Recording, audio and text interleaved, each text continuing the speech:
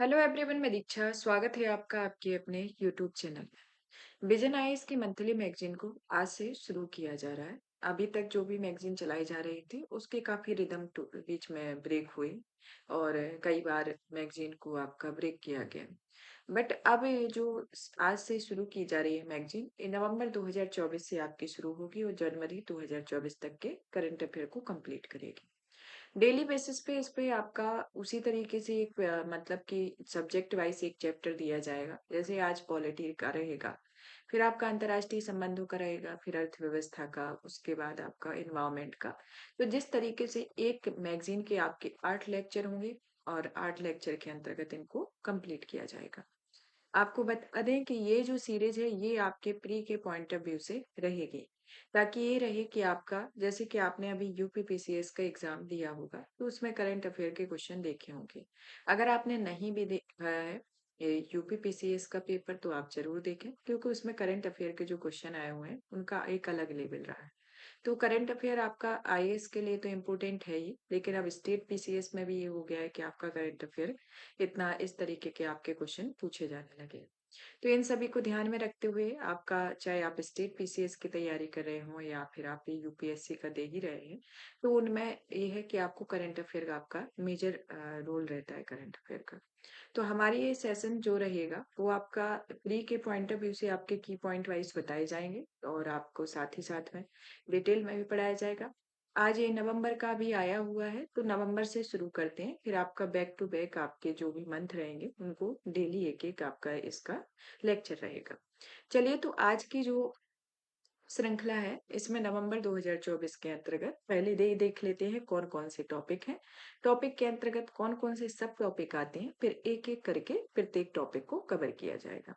तो अभी हमारा जैसे कि इसमें जैसा कि उसका ट्रेंड ही रहता है कि आपका पहले पॉलिटी आएगा, फिर आपका आईआर आएगा, फिर अर्थव्यवस्था आएगी।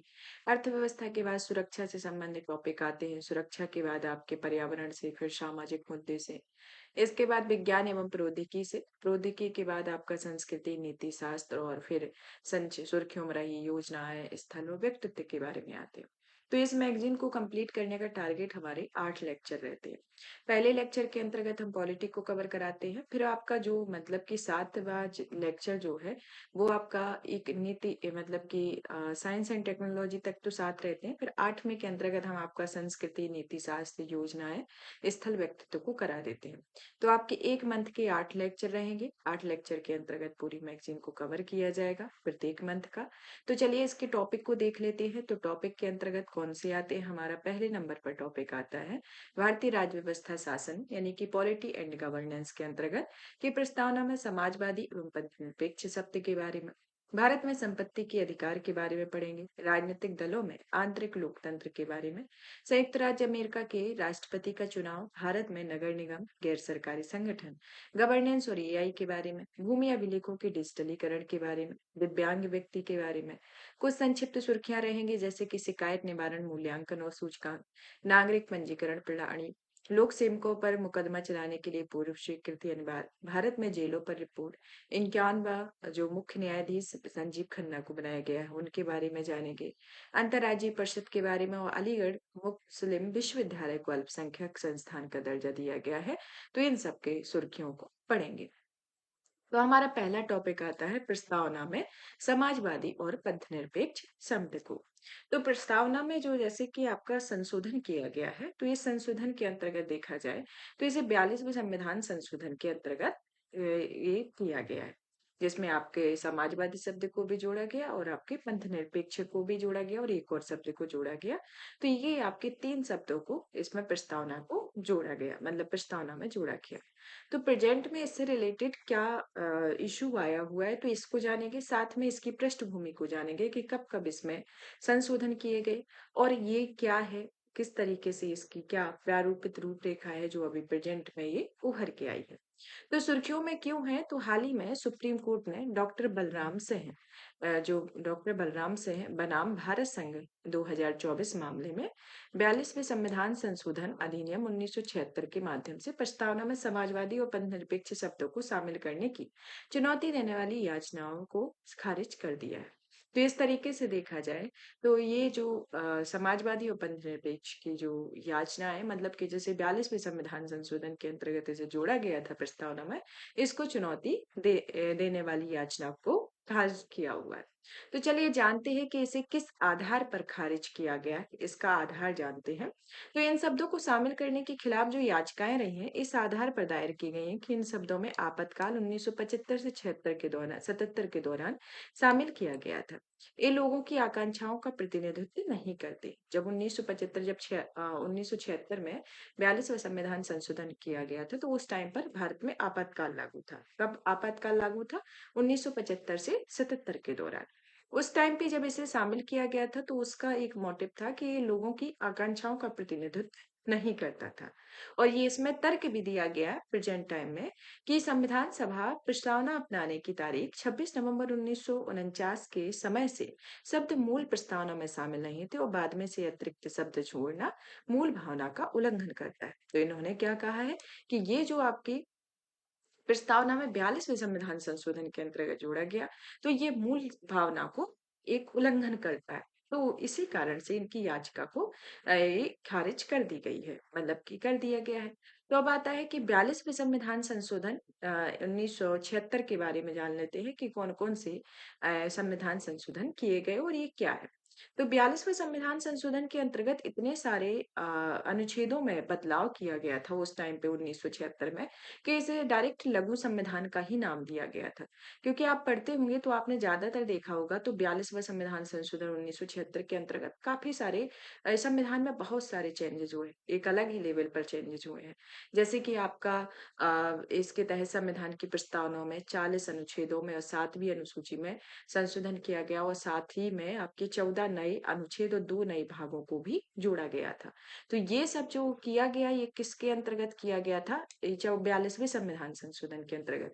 42वें संविधान संशोधन के अंतर्गत किया गया, तो इसे लघु संविधान का नाम दिया गया, क्योंकि अभी तक का जितना भी आर्टिकल है, जितने भी मतलब कि जो भी संशोधन हुए हैं, जो भी अमेंडमेंट हुए हैं, तो इतने किसी भी संविधान संशोधन के अंतर्गत नहीं हुए जितने 42वें संविधान संशोधन के अंतर्गत हुए। इसी कारण से इसे लघु संविधान का नाम भी दिया जाता है। और आपका कई बार एग्जाम में भी पूछा गया है कि लघु संविधान किस संविधान संशोधन अधिनियम को कहा जाता है। तो ये आपका 42वां संविधान संशोधन अधिनियम है। तो अभी प्रेजेंट में आपके समाजवादी और पंथनिरपेक्ष शब्दों को शामिल करने की चुनौती देने वाली जो याचिका है, उसको खारिज कर दिया है। किस बात के अंतर्गत किया गया है? ये आपका डॉक्टर बलराम सिंह बनाम भारत संघवाद जो 2024 में इस बात के अंतर्गत इसको खारिज कर दिया गया। 42वें संविधान के अंतर्गत जो जो परिवर्तन किए गए हैं, उनका एक ओवरव्यू जान लेते हैं। जैसे कि आपका जो 40 अनुच्छेद है, जिस अनुच्छेदों में प्रस्तावना के अंतर्गत आपके 3 शब्द जोड़े गए, कौन-कौन से? समाजवादी, पंथनिरपेक्ष और अखंडता। जिसमें राष्ट्र की एकता की जगह राष्ट्र की एकता एवं अखंडता शब्द का प्रयोग किया गया। 7वीं अनुसूची के में परिवर्तन किया गया कि राज्य सूची से समवर्ती सूचियों में स्थानांतरित किए गए, जैसे कि आपके शिक्षा, वन, वन्यजीव, पक्षियों का संरक्षण, भार एवं माप, न्याय का प्रशासन, सभी न्यायालयों का संगठन एवं संगठन। ये आपका कई बार पूछा भी गया है कि ये कौन-कौन से ये विषय के बारे में तो पूछा गया जाता है, लेकिन 42वें संविधान संशोधन के अंतर्गत किसे राज्य सूची से हटाकर समवर्ती सूची में परिवर्तित किया गया, तो ये आपके नाम दे दिया जाता है। शिक्षा दे दिया, वन दिया, वन्यजीव, तो ये नाम दे दिया जाता है। तो ये आपको याद होंगे और नहीं है तो आप याद कर लीजिए। कौन-कौन से? शिक्षा, वन, वन्यजीव, पक्षियों का संरक्षण, भार एवं माप, न्याय का प्रशासन, सभी न्यायालयों का गठन एवं संगठन आता है, जिसमें सुप्रीम कोर्ट और हाई कोर्ट को छोड़कर। तो इस तरीके के संगठन इसके अंतर्गत आएंगे। आपातकाल जब भारत में लागू था, तो राष्ट्रपति को न केवल पूरे देश में बल्कि देश के किसी भी विशेष भाग में आपातकाल घोषित करने के लिए अधिकृत करने हेतु 352 में भी संशोधन किया गया, जो आपका 352 से 360 में आपातकाल का जो प्रावधान दिए गए हैं, जिसमें आपका राष्ट्रपति शासन भी आता है, वित्तीय आपातकाल भी आता है और आपातकाल राष्ट्रीय आपातकाल आता है। तो राष्ट्रीय आपातकाल आपका 352 के अंतर्गत आता है, राष्ट्रपति शासन आता है 356 के अंतर्गत, फिर आपका 360 में वित्तीय आपातकाल आता है। तो ये जो आपातकाल आते हैं, तो इसमें जो आपका 352 में जो संशोधन किए गए, वो भी आपके 42वें संविधान संशोधन के अंतर्गत किए गए। नए राज्यों जो डीपीएसपी है, यानी कि राज्य के जो नीति निर्देशक तत्व हैं, उनमें आपका अनुच्छेद 39 में बच्चों के स्वास्थ्य विकास के लिए अवसर सुरक्षित करना, ये शामिल किया गया। 39 ए के अंतर्गत समान न्याय और निःशुल्क विधिक सहायता को जोड़ा गया। 43 ए में लोगों के प्रबंधन में श्रमिकों और कर्मकारों की भूमिका को जोड़ा गया। 48 में पर्यावरण की सुरक्षा और सुधार तथा वनों एवं वन्य जीवों के संरक्षण को जोड़ा गया। 2 नए भाग जोड़े गए जिसमें 4 ए जो कि मौलिक कर्तव्यों के अंतर्गत, और 14 ए में आपका प्रशासनिक अधिकरणों की स्थापना जोड़ी गई। तो 2 भाग इसके अंतर्गत जोड़े गए। कौन-कौन से? 4 ए यानी मौलिक कर्तव्य और प्रशासनिक अधिकरणों की स्थापना अधिकरण, जो आपके 323 ए और 323 बी के अंतर्गत आते हैं, जैसे आपका 14 ए के अंतर्गत आएगा। तो इस तरीके से देखा जाए तो ये 42वें संविधान संशोधन आपका और ज्यादा इंपॉर्टेंट हो जाता है कि इसके अंतर्गत कौन-कौन से संशोधन किए गए। सुप्रीम कोर्ट द्वारा कौन-कौन सी टिप्पणियां दी गई हैं इसको खारिज करने में, तो इनको भी जान लेते हैं कि पूर्व व्यापकता को खारिज किया गया है कि सुप्रीम कोर्ट ने कहा है कि संविधान को अपनाई जाने की जो तारीख है उसमें अनुच्छेद 368 के तहत संसद में संशोधन करने की संसद की शक्ति को कम नहीं करती है, और अनुच्छेद 368 के तहत संविधायी शक्ति का प्रयोग करते हुए इस अनुच्छेद में निर्धारित प्रक्रिया के अनुसार किसी भी प्रावधान को जोड़ना, परिवर्तन करना, निरस्त करते संविधान में संशोधन कर सकती है। और न्यायालय में माना है कि संसद की संविधान संशोधन की शक्ति का विस्तार प्रस्तावना तक भी है, और संसद इस शक्ति को मूल ढांचे के उल्लंघन सहित अलग-अलग आधारों पर चुनौती भी दी जा सकती है, जिसमें समाजवाद और पंथ निरपेक्षता की परिभाषा में इसमें दोनों शब्दों को परिभाषित किया हुआ है। जिसमें पंथ निरपेक्षता की जो परिभाषा है, इसमें कहा गया है कि राज्य ना तो किसी धर्म, आपका पंथ निरपेक्षता की भी परिभाषा कई बार पूछा है, क्योंकि 42वां अमेंडमेंट के थ्रू ही आपके 3 शब्दों को प्रस्तावना में जोड़ा गया। तो इनकी डेफिनेशन से रिलेटेड आपके मेंस में भी क्वेश्चन आते हैं और प्री में भी क्वेश्चन आते हैं कि पंथ निरपेक्षता की डेफिनेशन से रिलेटेड। तो पंथ निरपेक्षता क्या है? राज्य का ना तो कोई धर्म विशेष का समर्थन करेगा, ना ही अंतःकरण की स्वतंत्रता, ना ही नागरिकों द्वारा किसी विशेष धर्म को मानने, आचरण करने, प्रचार करने और को दंडित करेगा। इसके अलावा राज्य का अपना कोई राजकीय धर्म नहीं होगा। तो ये पंथ निरपेक्षता के अंतर्गत आता है। क्या आता है? कि राज्य का ना तो किसी धर्म विशेष का समर्थन करेगा, ना ही अंतःकरण की स्वतंत्रता होगी, ना ही नागरिकों द्वारा किसी विशेष धर्म की मानने, आचरण करने, प्रचार करने के लिए दंडित करेगा। तो इस तरीके की पंथ निरपेक्षता के अंतर्गत आएगी। और एक तरीके से देखा जाए तो राज्य का कोई भी धर्म नहीं होगा, जो भी होगा एक राज्य के धर्म नहीं होगा। अब आता है कि केशवानंद भारती वाद और केरल राज्य और एशआर मुंबई बनाम भारत संघ में सुप्रीम कोर्ट ने कहा था कि पंथ निरपेक्षता संविधान के मूल ढांचे का हिस्सा है। तो ये आपका केशवानंद भारती बनाम केरल राज्य और एशआर मुंबई वाद जो आया था, इसके अंतर्गत ये चीजें कही गई थी। समाजवाद शब्द के बारे में जानते हैं कि समाजवाद क्या है? यह एक कल्याणकारी राज्य और अवसर की समानता को सुनिश्चित करने के प्रति राज्य की प्रतिबद्धता को दर्शाता है। संविधान एक जीवंत दस्तावेज है जिसमें समय के साथ भारत ने संविधान को एक जीवंत चरित्र प्रदान करते हुए इन शब्दों की व्याख्या को विकसित किया है। अब इसमें जो परिवर्तन हुए हैं इनके बारे में जान लेते हैं। जैसे कि प्रस्तावना संविधान के दर्शन की झलक देती है, जो भारत को संप्रभु लोकतांत्रिक गणराज्य घोषित कर दिया गया है। यह कोई भी विशेष अधिकार प्रदान नहीं करती, क्योंकि इसे न्यायालयों में परिवर्तनीय नहीं हो, लोगों में निहित शक्ति का ये प्रतीक है। और इसमें बेरोजगारी मामला जो आया था 1960 में, जिसमें प्रस्तावना को संविधान का हिस्सा नहीं था, और केशवानंद भारती मामला जो 1973 में आया था, इसमें प्रस्तावना संविधान का हिस्सा था, इसमें संशोधन किया जा सकता था।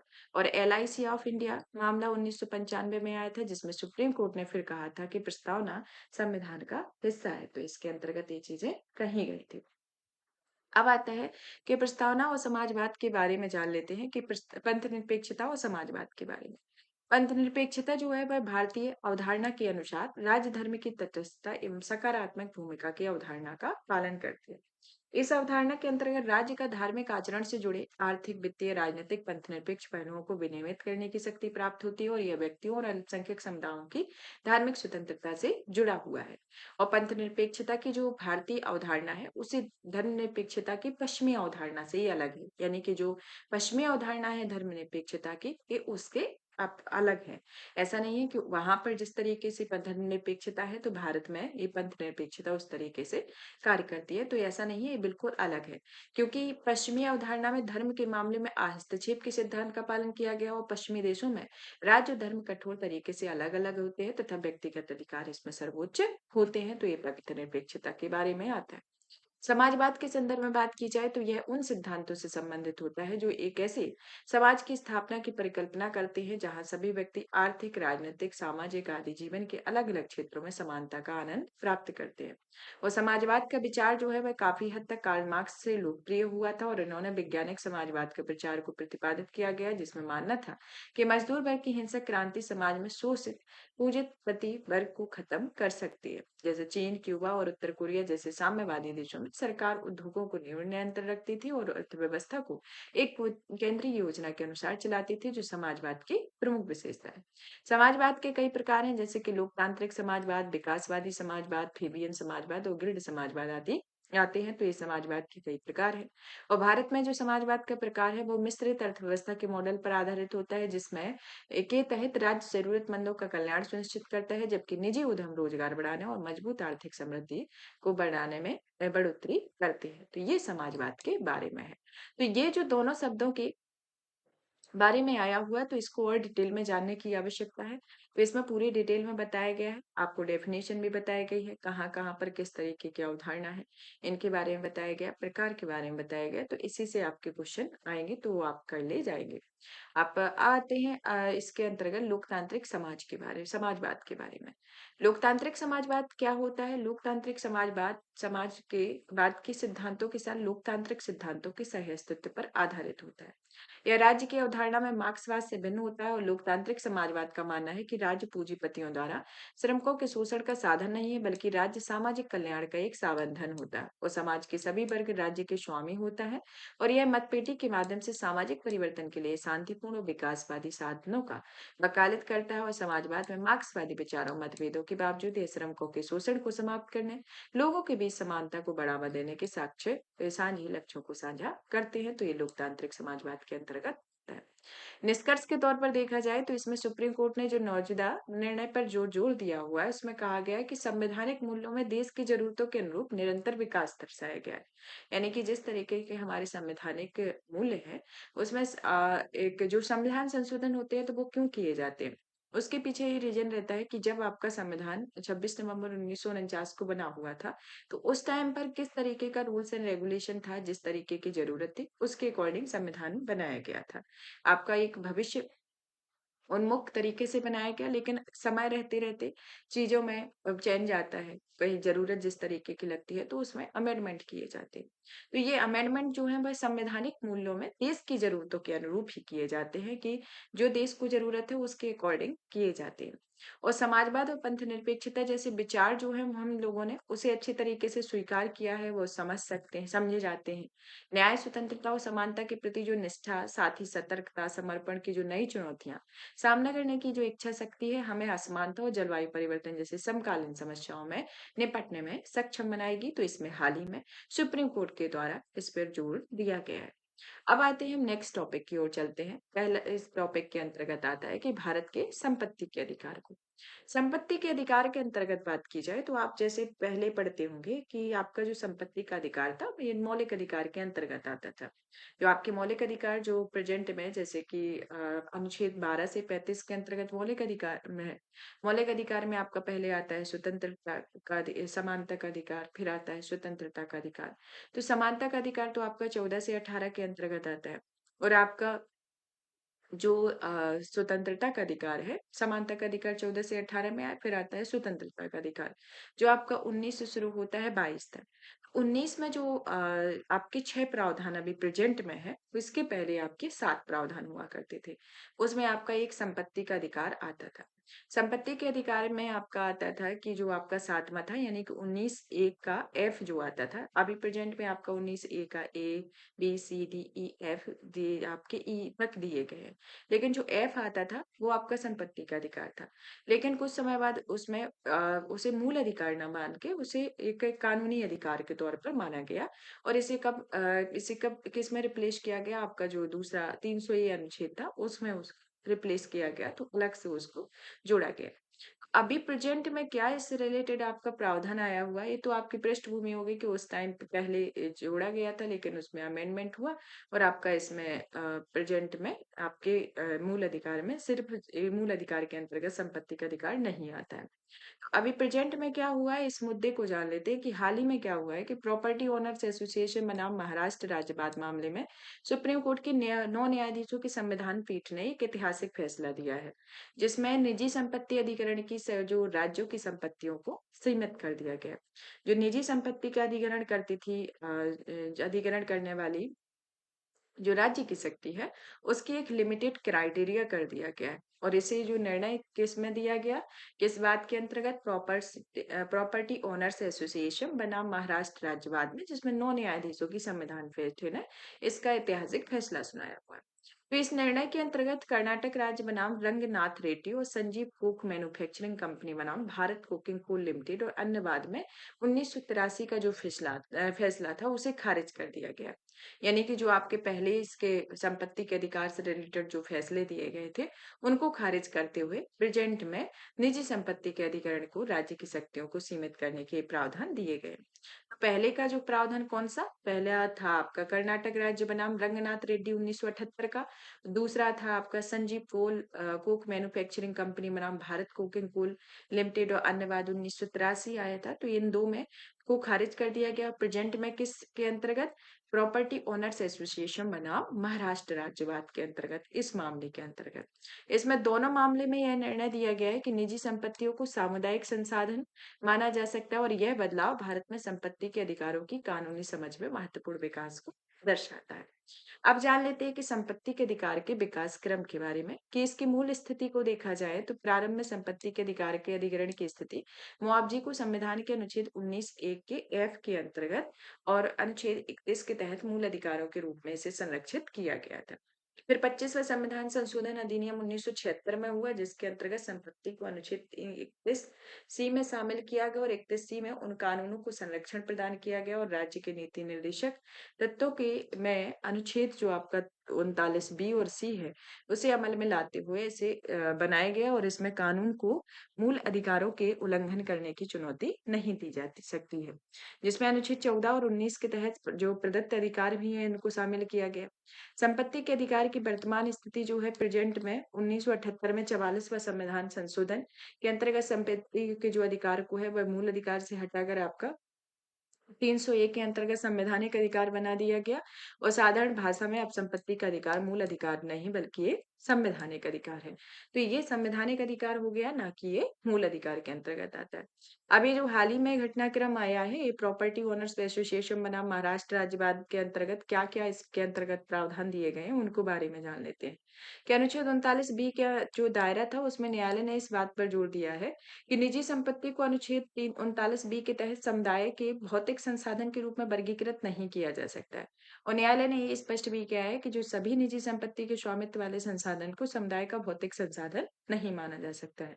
और अनुच्छेद 39 बी में राज्य के नीति निर्देशक तत्वों का ये हिस्सा है और इसके अनुसार यह प्रयास करना चाहिए कि समुदाय के भौतिक संसाधनों का जो स्वामित्व एवं नियंत्रण इस तरीके से बटा हो जिससे सामूहिक हित का सर्वोत्तम रूप से पूर्ति हो सके। इसे साधारण भाषा में देखा जाए तो जो 39 बी है, वह समुदाय के किसी भी संसाधनों जैसे कि आपकी जमीन हुआ, खदानें हुए, वन हुआ, पानी हुए, इन सभी का स्वामित्व एवं जो नियंत्रण है, उसका इस तरीके से हो कि वह सभी लोगों का भला हो। यानी कि सभी लोगों का इसमें विकास हो, ये ना हो कि इसमें किसी का मतलब पर्सनली हित जुड़ा हुआ हो। वह राज्य के अंतर्गत इसको प्रयास करने का मतलब कि राज्य में इस तरीके से इसको बांटा गया है। और ये राज्य के नीति निर्देशक तत्व राज्यों में ही लागू होते हैं, कि इसमें राज्य की ही ये स्वेच्छा से भी लागू होते हैं। तो ये इस तरीके से इसमें प्रावधान दिए गए।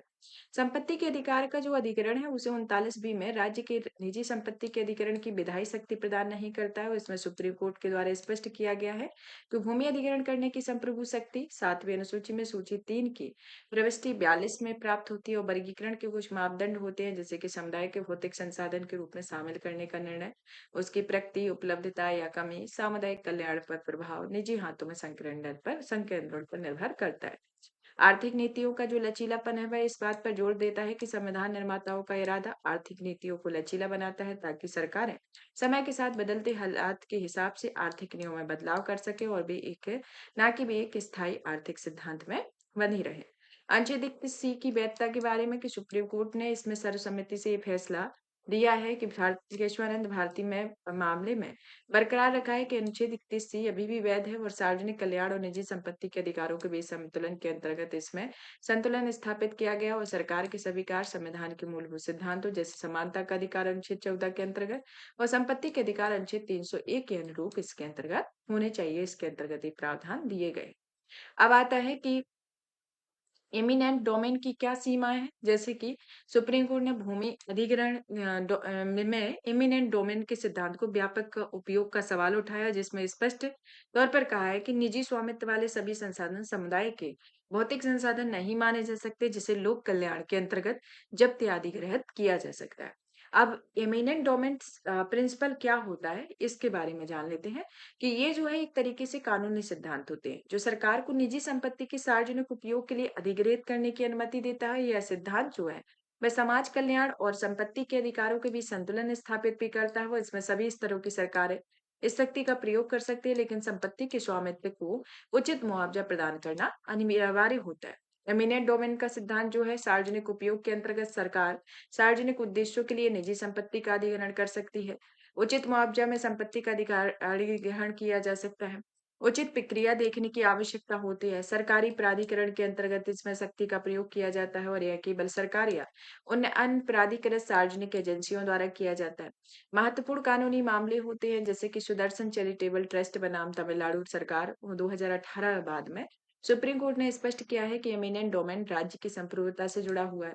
सार्वजनिक न्यास के सिद्धांत के बारे में भी जान लेते हैं, जिसे पब्लिक ट्रस्ट डॉक्ट्रिन कहा जाता है। यह सिद्धांत जो है वह प्राकृतिक संसाधनों की जिम्मेदारी पूर्ण प्रबंधन के माध्यम से पर्यावरण की रक्षा करने में मदद करता है, जिसके माध्यम से प्राकृतिक संसाधनों की रक्षा कर सकते हैं और पृथ्वी के संरक्षण को ये बढ़ावा दे सकते हैं। माजरा से बनाम इंडियन ऑयल कॉरपोरेशन और एमआई बिल्डर्स बनाम रेडली श्याम साहू जैसे महत्वपूर्ण मामले में अनुच्छेद 21 के तहत ही मान्यता प्राप्त हुई है। सुप्रीम कोर्ट के निर्णय के प्रभाव के बारे में जानते हैं, जैसे कि विधायी और नीतिगत प्रभाव। यह प्रभाव जो है संपत्ति अधिग्रहण के कानूनों, भूमि सुधारों और सामाजिक कल्याण के कार्यक्रमों को प्रभावित कर सकता है। निष्पक्षता और पारदर्शिता को बढ़ावा दे सकता है। आर्थिक सुधार के अंतर्गत यह निर्णय राज्य की संपत्ति अधिग्रहण की शक्ति को सीमित करके निजी निवेश का समर्थन प्रदान करता है, सामाजिक न्याय सुनिश्चित करता है। राजनीतिक बहस के अंतर्गत यह राजनीतिक दल भूमि सुधार और संपत्ति के अधिकार को अपने रुख को समायोजित कर सकता है। संवैधानिक जांच के अंतर्गत यह निजी संपत्ति पर सरकारी कार्यवाही की जांच करने की न्यायपालिका की भूमिका को मजबूत करता है। तो इसके अंतर्गत सुप्रीम कोर्ट के निर्णय के प्रभाव रहे। सुप्रीम कोर्ट के निर्णय के अंतर्गत अनुच्छेद 39 बी में स्पष्टता प्रदान की है और कोर्ट ने कहा है कि निजी संपत्ति को सार्वजनिक हित में शामिल करने के लिए समुदाय के भौतिक संसाधन के रूप में इसे वर्गीकृत कर सकते हैं, लेकिन ऐसा करते समय हर मामले में अलग अलग परिस्थितियों पर ध्यान रखना होगा और यह मामला जो होगा वह समानता और संपत्ति के सिद्धांत सहित सभी संवैधानिक सिद्धांतों को बनाए रखने के लिए सरकारी कार्यवाही की आवश्यकता पर जोर दिया गया है, जबकि सार्वजनिक न्यास के सिद्धांत के माध्यम से जिम्मेदारी पूर्ण संसाधन प्रबंधन को बढ़ावा दिया गया।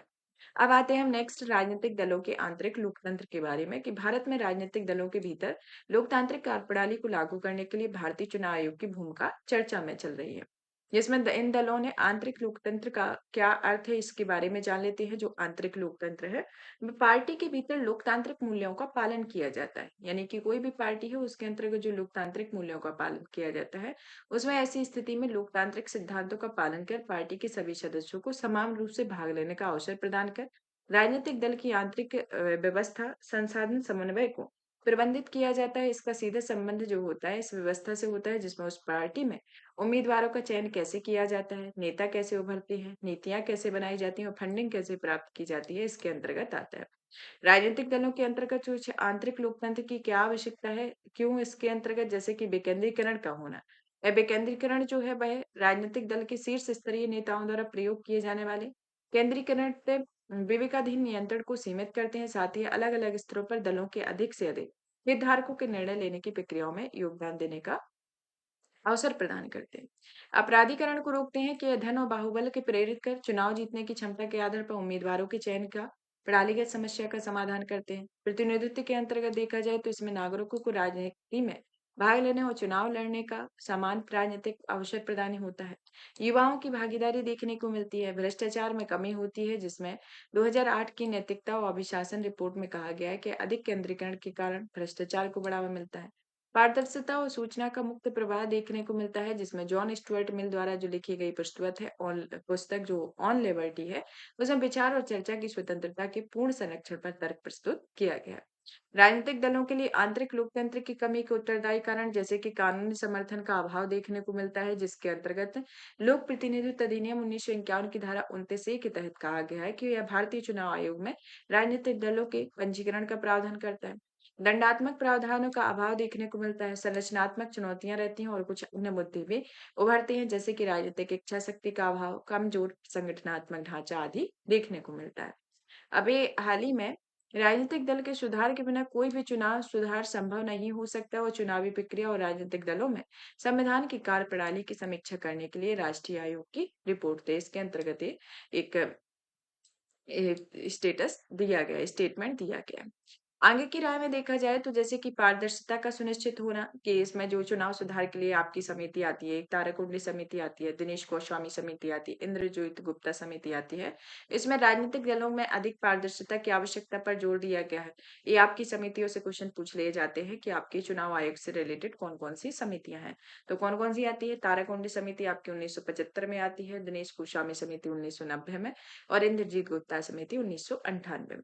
चुनाव सुधार के लिए विधि आयोग की जो 255वीं रिपोर्ट को अपनाया गया था, जिसमें लोक प्रतिनिधित्व अधिनियम 1951 में एक नया अध्याय 4th सी जोड़ा गया था, जिसके अंतर्गत आंतरिक लोकतंत्र, दलीय संविधान, दलीय संगठन, आंतरिक चुनाव, उम्मीदवार के चयन, मतदान प्रक्रिया, गैर अनुपालन के कुछ मामलों सहित कुछ पंजीकरण रद्द करने के लिए चुनाव आयोग की सख्ती से प्रावधान है। कुछ संविधान के जो कामकाज की समीक्षा के लिए राष्ट्रीय आयोग है, जिसमें भारत में राजनीतिक दलों या दलों के गठबंधन के पंजीकरण कार्यप्रणाली को विनियमित करने के लिए राजनीतिक दल अधिनियम जैसा व्यापक कानून बनाने की सिफारिश इसके अंतर्गत की गई है। अब आते हैं संयुक्त राज्य अमेरिका के राष्ट्रपति चुनाव के बारे में कि हाल ही में संयुक्त राज्य अमेरिका ने राष्ट्रपति चुनाव को निर्वाचक मंडल प्रणाली के माध्यम से आयोजित किया हुआ है। इसमें राष्ट्रपति संयुक्त राज्य अमेरिका में राष्ट्रपति का जो चुनाव है वह भारत के राष्ट्रपति चुनाव से एक कंपैरिजन को देख लेते हैं। क्योंकि अगर अमेरिका के राष्ट्रपति के चुनाव प्रक्रिया के बारे में आता है, तो इसमें भारत के बारे में आपको जानना आवश्यक है। क्योंकि क्या होता है कि आपका डायरेक्ट क्वेश्चन तो पूछा नहीं जाता है कि आपका अमेरिका के राष्ट्रपति का चुनाव हुआ तो कैसे क्या है। तो ऐसा क्वेश्चन आता है कि इसमें भारत में किस तरीके से निर्वाचन होता है, भारत और अमेरिका में किस तरीके से होता है, तो कंपैरिजन से रिलेटेड आपके कथन कारण में क्वेश्चन दे दिए जाते हैं या फिर स्टेटमेंट से रिलेटेड क्वेश्चन दे दिए जाते हैं। तो आपको ये दोनों जानना आवश्यक है कि भारत के साथ इसका अमेरिका का जिस तरीके से कंपैरिजन को समझ लेंगे, एक तुलनात्मक तौर पर इसका समझ लेंगे, तो ये आ जाएगा कि आपको भारत के साथ-साथ या अमेरिका का भी समय पता चल जाएगा और ये कंपैरिजन करेंगे तो ये भी हो जाएगा कि अरे भारत में इस तरीके का होता है और अमेरिका में इस तरीके का होता है। तो ये आपके क्योंकि क्वेश्चन आपका डायरेक्ट नहीं आता है, आपका इनडायरेक्ट ही आता है। आपने देखा ही हुआ है, आप प्रीवियस ईयर क्वेश्चन को लगाते होंगे। तो तो चलिए जान लेते हैं कि संयुक्त राज्य अमेरिका के राष्ट्रपति चुनाव बनाम भारत के राष्ट्रपति चुनाव के बारे में। तो भारत के पहले नंबर पर मानदंड के बारे में बात करते हैं कि मानदंड और संयुक्त राज्य अमेरिका भारत में। तो निर्वाचन मंडल की संरचना के बारे में कि अमेरिका में जो निर्वाचन प्रणाली की जो संरचना है वह अमेरिकी राष्ट्रपति और उपराष्ट्रपति का चुनाव जो है वह सीधे नागरिकों द्वारा नहीं किया जाता, बल्कि नागरिक इलेक्टोरल कॉलेज के 538 सदस्यों द्वारा या इलेक्टेड या निर्वाचक इनको चुनते हैं। यहाँ पर 538 जो सदस्यीय इलेक्टोरल कॉलेज या निर्वाचक मंडल में सीनेट के लिए 100 इलेक्टर्स और हाउस ऑफ रिप्रेजेंटेटिव्स के लिए 435 इलेक्टर्स या डिस्ट्रिक्ट ऑफ कोलंबिया के लिए 3 इलेक्टर्स चुने जाते हैं। इनमें वास्तव में अमेरिकी राष्ट्रपति और उपराष्ट्रपति का चुनाव करते हैं और राज्यों के निर्वाचन की जो संख्या होती है वह अलग अलग होती है और राज्य को उतने ही निर्वाचक मिलते हैं जितने कांग्रेस के सदस्य या प्रतिनिधि को मिलते हैं। और राज्यों को जनसंख्या के आधार पर निर्वाचकों की संख्या प्रदान की जाती है और चुनाव के बाद प्रत्येक निर्वाचन का एक वोट डालते हो जो उम्मीदवारों के लिए कुल 538 इलेक्टर्स में अधिक से अधिक जो 270 वोट प्राप्त कर वह संयुक्त राज्य अमेरिका का राष्ट्रपति बन जाता है। तो इस तरीके से अमेरिका में राष्ट्रपति का चुनाव होता है।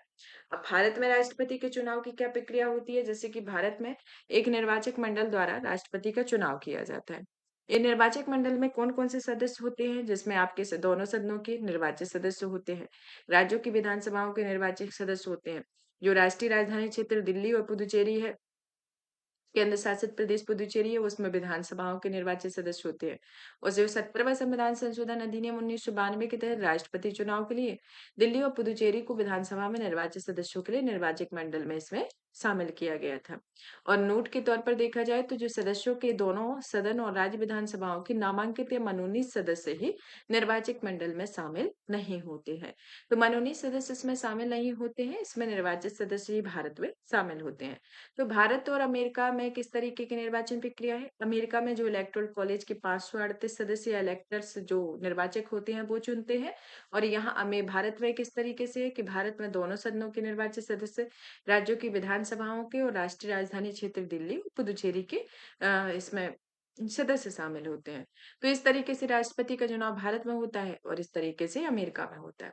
शासी अधिनियम और नियम जैसे अमेरिका में प्रत्येक राज्य के लिए अपने स्वयं के चुनाव नियम बनाता है, और जो अमेरिका की विकेंद्रीकृत प्रणाली को दर्शाता है वो अमेरिका में अलग अलग राज्य अपनी चुनावी प्रक्रियाओं की देखरेख और प्रबंधन करते हैं। और भारत में जो अधिनियम है वह राष्ट्रपति और उपराष्ट्रपति चुनाव अधिनियम 1952 के अंतर्गत आता है। नामांकन और प्रक्रिया के अंतर्गत बात की जाए तो भारत अमेरिका में उम्मीदवारी प्राइमरीज और कॉकसेस के माध्यम से पार्टी नामांकन सुरक्षित करते हैं।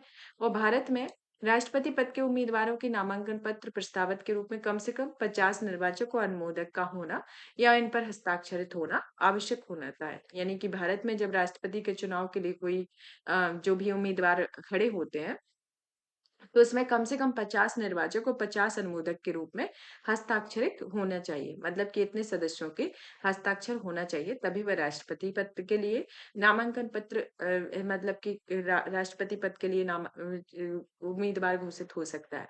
और भारत जो अमेरिका में है वहां पर क्या है कि यहाँ पर प्राइमरीज और कॉकसेस के माध्यम से ही पार्टी नामांकन सुरक्षित होते हैं। अमेरिका की जो चुनाव पद्धति है वो अधिकतर राज्य विनर टेक ऑल दृष्टिकोण का पालन करते हैं, जिसके तहत यदि किसी राष्ट्रपति की किसी राज्य में बहुमत मिलता है तो उस उम्मीदवार को उस राज्य को आवंटित सभी इलेक्टोरल बोर्ड में प्राप्त हो जाती है। जैसे उदाहरण के तौर पर कैलिफोर्निया राज्य को इलेक्टोरल कॉलेज के 54 इलेक्टर्स आवंटित करते हैं, और यह उस राज्य के राष्ट्रपति के उम्मीदवार को सबसे अधिक लोगों को वोट प्राप्त होता है। और ये सभी जो क्लस्टर होते हैं इनमें 54 क्लस्टर मिल जाते हैं। मैन और नेब्राका राज्यों में यह प्रणाली थोड़ी अलग होती है, वहां अनुपातिक प्रतिनिधित्व प्रणाली अपनाई जाती है और उम्मीदवार पॉपुलर वोट में जीत के बिना भी राष्ट्रपति का चुनाव जीत सकते हैं। जैसे उदाहरण के तौर पर 2016 में डोनाल्ड ट्रंप की जीत। और अमेरिका भारत में एकल संगणीय मध्य के माध्यम से अनुपातिक प्रतिनिधित्व की प्रणाली द्वारा चुनाव संपन्न होते हैं, और जीतने के लिए उम्मीदवार को कुल डाले गए वोटों का 50% और E+1 का हासिल करना होता है। मतगणना की प्रक्रिया जो होती है, मतदान प्रक्रिया पूरी होने पर बहुत अधिक समय लगता है और कागजी मतपत्र को घर से मेल इन वोट गिनने में काफी समय लगता है, और यहाँ भारत में मतों की गणना का अधिक समय नहीं लगता है। चुनाव कब आयोजित होता है? यहाँ पर अमेरिका में जो चुनाव होता है प्रत्येक 4 वर्ष के लिए एक निश्चित समय पर होता है, और भारत में हर 5 साल में इन्हें यह साधारण मामले के पहले होता है। रनिंग मेट है, जो अमेरिका में राष्ट्रपति पद का उम्मीदवार एक संभावित साथी यानी कि उपराष्ट्रपति पद का उम्मीदवार चुनता है, और भारत में जो है उपराष्ट्रपति के लिए अलग से चुनाव होता है। तो इसमें जो अमेरिका में जो उपराष्ट्रपति का जो चुनाव होता है वो राष्ट्रपति के द्वारा चुना जाता है, लेकिन भारत में उपराष्ट्रपति के चुनाव की प्रक्रिया अलग से इनका चुनाव होता है। तो इस तरीके से भारत और अमेरिका में ये डिफ्रेंसिएशन है कि अमेरिका में इस तरीके से प्रावधान है और भारत में इस तरीके से प्रावधान है। अब आते हैं हम नेक्स्ट टॉपिक की ओर, भारत में नगर निगम के बारे में। कि हाल ही में भारतीय रिजर्व बैंक ने नगर निगमों में राजस्व सृजन के अपने स्रोत, अवसर और चुनौतियों की रिपोर्ट जारी की हुई है। तो ये रिपोर्ट किसके द्वारा जारी की गई है? भारतीय रिजर्व बैंक के द्वारा। तो भारत में नगर पालिकाएं जो है उनके बारे में जान लेते हैं कि प्रेजेंट में कितने लोग किन के शहरों में रहते हैं, और इन्हें किसके प्रावधान जो आपका पंचायती राज है अनुच्छेद आपके भाग 9 और 10 के अंतर्गत 9 के अंतर्गत जो जोड़े गए हैं 73वें और 74वें संविधान संशोधन के अंतर्गत, तो उनके बारे में जान लेते हैं। जैसे कि 73वें संविधान संशोधन के अंतर्गत आपका स्थानीय स्वशासन के बारे में जोड़ा गया है, और आपका जो 74वां संविधान संशोधन है वह आपका नगर निगमों से रिलेटेड है। तो इन सब के बारे में जान लेते हैं।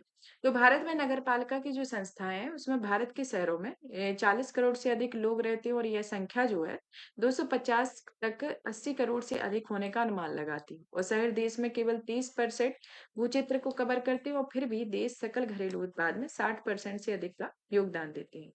74वें संविधान संशोधन में भारत में स्थानीय शासन को औपचारिक रूप दिया गया और स्थानीय सरकारों को संवैधानिक दर्जा प्रदान किया गया।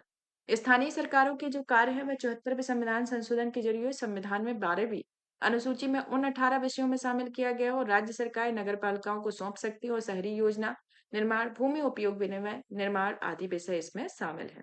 राजस्व या राजकोषीय शक्तियां जो है अनुच्छेद 243 एक्स के अंतर्गत आती हैं, जिसमें राज्य सरकार को अधिकार दिया गया है कि शहरी स्थानीय निकायों को कर, शुल्क, फीस लगाने की शक्ति प्रदान कर सकती है और साथ ही राज्य सरकारें कुछ राजस्व स्रोतों को शहरी स्थानीय निकायों को सौंप सकती है। अनुच्छेद 243 वाई के अंतर्गत राज्य वित्त आयोग के कर अनुदानों के वितरण की समीक्षा करने की सिफारिश करने की जिम्मेदारी सौंपी गई है। शहरी स्थानीय निकायों के राजस्व स्रोत हैं जैसे कि आपके स्वयं के स्रोत होना, कर राजस्व से संपत्ति कर, जल उपयोग कर आदि प्राप्त होते हैं। गैर कर राजस्व से जैसे उपयोगकर्ता शुल्क, विकास शुल्क आदि। अन्य प्राप्तियों से पट्टा देने से प्राप्त किराया, अपशिष्ट की बिक्री आदि होती है। सौंपी गई राजस्व में आता है मनोरंजन कर, व्यवसायिक कर आदि। जैसे वैसे मनोरंजन कर जो है वह जीएसटी में शामिल कर दिया गया है, लेकिन स्थानीय निकायों द्वारा आरोपित मनोरंजन कर को जीएसटी से बाहर रखा गया है। अनुदान सहायता में केंद्रीय और राज्य वित्त आयोग की सिफारिशों के आधार पर हस्तांतरण, स्वच्छ भारत मिशन और अमृत जैसे कार्यक्रमों के तहत अनुदान आदि आते हैं। उधारी में संबंधित राज्य केंद्र सरकार बैंक आदि से ऋण ले सकता है, तो इसके अंतर्गत ये राजस्व के प्रमुख स्रोत आते हैं। अब जो आरबीआई के द्वारा ये जो रिपोर्ट जारी की गई है, इस रिपोर्ट के बारे में जान लेते हैं। अभी तो हमने इसकी पृष्ठभूमि को जान लिया कि किस तरीके से नगर पालिकाएं, किस तरीके से जो संवैधानिक प्रावधान दिए गए हैं, जो आपका 74वां संविधान संशोधन अधिनियम है। अभी जो आरबीआई के द्वारा जो रिपोर्ट प्रकाशित की गई है, उसमें किस तरीके का डेटा एनालिसिस दिया गया है, इसका एक ओवरव्यू जान लेते हैं। तो कर राजस्व के अंतर्गत आता है कि 2023-24 में देश की नगर पालिकाओं का जो कर राजस्व है, देश के सकल घरेलू उत्पाद का केवल 0.6% है। और इसकी तुलना केंद्र का सरकार का जो राजस्व संग्रह है 9.2% और राज्यों का आता है 14.6%। तो ये एक ओवरऑल जो इसमें एक कंपैरिजन दिखाया गया है जीएसटी के संदर्भ में, कि जो नगर पालिकाओं का जो कुल राजस्व संग्रह है कितना 0.6%, जो कि ना के बराबर है। केंद्र सरकार का कितना है 9.2%, राज्य सरकारों का 14.6% होता है। और यहाँ पर शहरी विकास के लिए फंड की कमी भी हो रही है। नगर निगमों की आय में कर राजस्व का जो हिस्सा है वह 30% है और इसके बाद अनुदान, अंशदान और सब्सिडी है 24.9%। शुल्क एवं उपयोगकर्ता शुल्क जो है वह 20.2% का स्थान आता है। इसके अलावा कैग की एक रिपोर्ट के अनुसार 18 राज्यों में नगर निगम अपनी संपत्ति कर मांग को केवल 56% ही वसूल पाते हैं। केंद्र या संबंधित राज्य से वित्त पोषण को अधिक निर्भरता होती है, जिसमें नगर पालिका केंद्र व संबंधित राज्य में देरी प्राप्त होने पर अपर्याप्त फंड को बहुत अधिक निर्भर करते हो। 2022-23 में केंद्र या राज्य सरकारों और उनसे मिलने वाले अनुदान को 24.9% तथा 20.4% की वृद्धि इसके अंतर्गत दर्ज की गई है। नगर पालिकाओं के उधार में वृद्धि जैसे कि 2019-20 में 2,886 करोड़ रुपए से बढ़कर 2023-24 में 13,368 करोड़ 64 करोड़ हो गई हो, जो कुल प्राप्तियों में 1.9% से बढ़कर 5.2% हो गई है।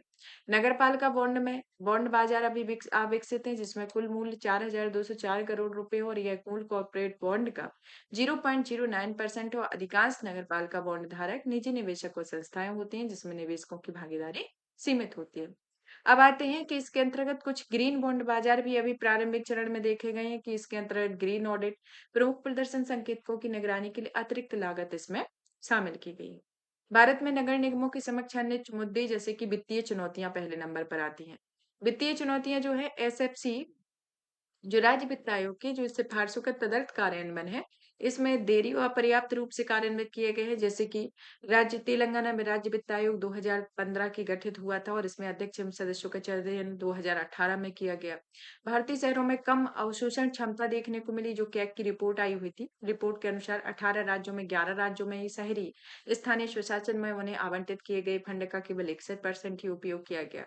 गवर्नेंस संबंधी चुनौतियां देखने की मिली, जैसे कि शहरी शक्तियों का सीमित स्थानांतरण होना, कि 74वें संविधान संशोधन के बावजूद कई राज्यों में शहरी स्थानीय निकायों में पूर्ण रूप से शक्तियां हस्तांतरित नहीं की गई। तो इस तरीके से ये गवर्नेंस संबंधी चुनौतियां। अब गवर्नेंस संबंधी चुनौतियों में राज्य चुनाव आयोग, जो कि चुनाव आयोगों में पर्याप्त रूप से सशक्त नहीं किया गया, जिसमें नगर पालिका चुनाव प्रत्येक 5 वर्षों में समय पर आयोजित नहीं हो रहे हैं। उदाहरण के लिए इसमें बृहद बेंगलुरु महानगर पालिका हेतु 2020 तक अब तक कोई चुनाव नहीं हुआ है और इस तरह की घटनाओं में स्थानीय शासन बाधित होता है। मानव संसाधन में नगरीय प्रशासन विभाग में बड़ी संख्या में रिक्त पद मौजूद हो रहे हैं, जिसमें कर्मचारियों और समुचित प्रशिक्षण का अभाव रहा है। वो ये चीजें नगर निगमों की सेवाएं प्रदान करने की क्षमता को सीमित करते हैं। उदाहरण के लिए कैग की रिपोर्ट के अनुसार 18 राज्यों में 37% पद रिक्त होना।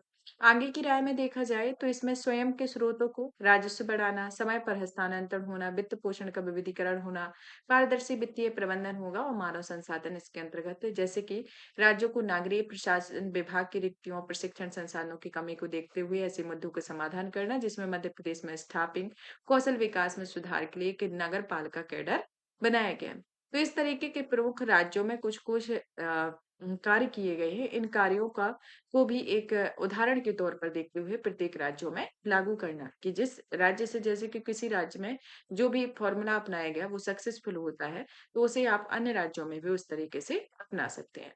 तो ये जो प्रक्रिया है, ये जो आपका रिपोर्ट आरबीआई के द्वारा जारी की गई है, ये आपके रिपोर्ट से रिलेटेड एक ओवरव्यू दिया गया है, जो आपके एग्जाम के दृष्टिकोण से इम्पोर्टेंट हो जाता है और आपको खुद समझने में भी आ जाता है कि आपने कि केंद्र में क्या हिस्सा है, राज्यों में क्या है और प्रेजेंट में जो शहरी स्थानीय निकाय है वहां पर किस तरीके के रूल्स एंड रेगुलेशन और किस तरीके की प्रशासनिक व्यवस्था है। तो हमने इस टॉपिक के माध्यम से इन सभी को देखा। अब हम नेक्स्ट टॉपिक की ओर चलते हैं, जिसमें गैर सरकारी संगठन यानी कि नॉन गवर्नमेंटल ऑर्गेनाइजेशन या एनजीओ के बारे में जानते हैं कि एनजीओ से रिलेटेड क्या प्रेजेंट में इशू आया हुआ है और एनजीओ क्या होते हैं और एनजीओ का गठन किस तरीके से होता है। तो इनकी पूरी प्रक्रिया को जानते हैं। एनजीओ जो है वह गैर गृह मंत्रालय में विदेशी अनुसंधान विनिमय अधिनियम 2010 के तहत पंजीकृत सभी गैर सरकारी संगठनों को अपने प्रमुख पदाधिकारियों और सदस्यों में किसी भी बदलाव की सूचना देने का निर्देश करते हैं। तो ये कौन से हैं? तो दो आपका विदेशी संस्थान अधिनियम 2010 के तहत पंजीकृत सभी गैर सरकारी संगठन, यानी जो गृह मंत्रालय ने विदेशी संस्थान विनिमय अधिनियम 2010 बनाया हुआ है तो गैर सरकारी संगठनों से रिलेटेड। तो इसमें सभी जो एनजीओ है उनके प्रमुख पदाधिकारियों और सदस्यों में किसी भी बदलाव की सूचना देने का निर्देश दिया हुआ है। क्या निर्देश दिया है इसके बारे में जानते हैं कि गृह मंत्रालय के द्वारा आदेश जो जारी किया गया है उसमें एनजीओ पर भी ये लागू होता है, जिसका पिछला एफसीआरए लाइसेंस आवेदन अभी भी लंबित प्रक्रिया में है। इस स्थिति में एनजीओ को नया आवेदन कर सकते हो और स्वचालित रूप से पिछले एफसीआरए लाइसेंस आवेदन का स्थान ले सकेगा।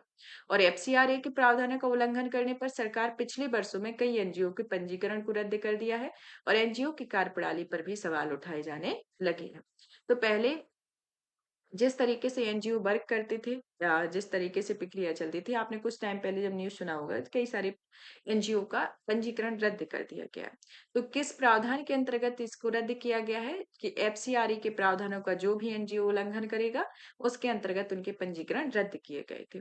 और एनजीओ की जो कार्यप्रणाली है, जिस तरीके से एनजीओ वर्क करते हैं, उन पर भी कई सवाल उठाए गए हैं। तो एनजीओ क्या है और एनजीओ को भारत में किस तरीके से विनियमित किया जाता है, इस प्रक्रिया को जानना जरूरी है, क्योंकि उसकी कार्यप्रणाली के ऊपर उठाए सवाल उठाए गए हैं।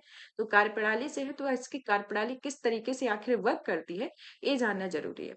एनजीओ जो है एक तरीके से गैर लाभकारी संगठन या समूह होते हैं, जो एक सरकार से एक अलग स्वतंत्र संचालित होते हैं और इनका उद्देश्य जो होता है वह मानवीय और विकासात्मक होता है।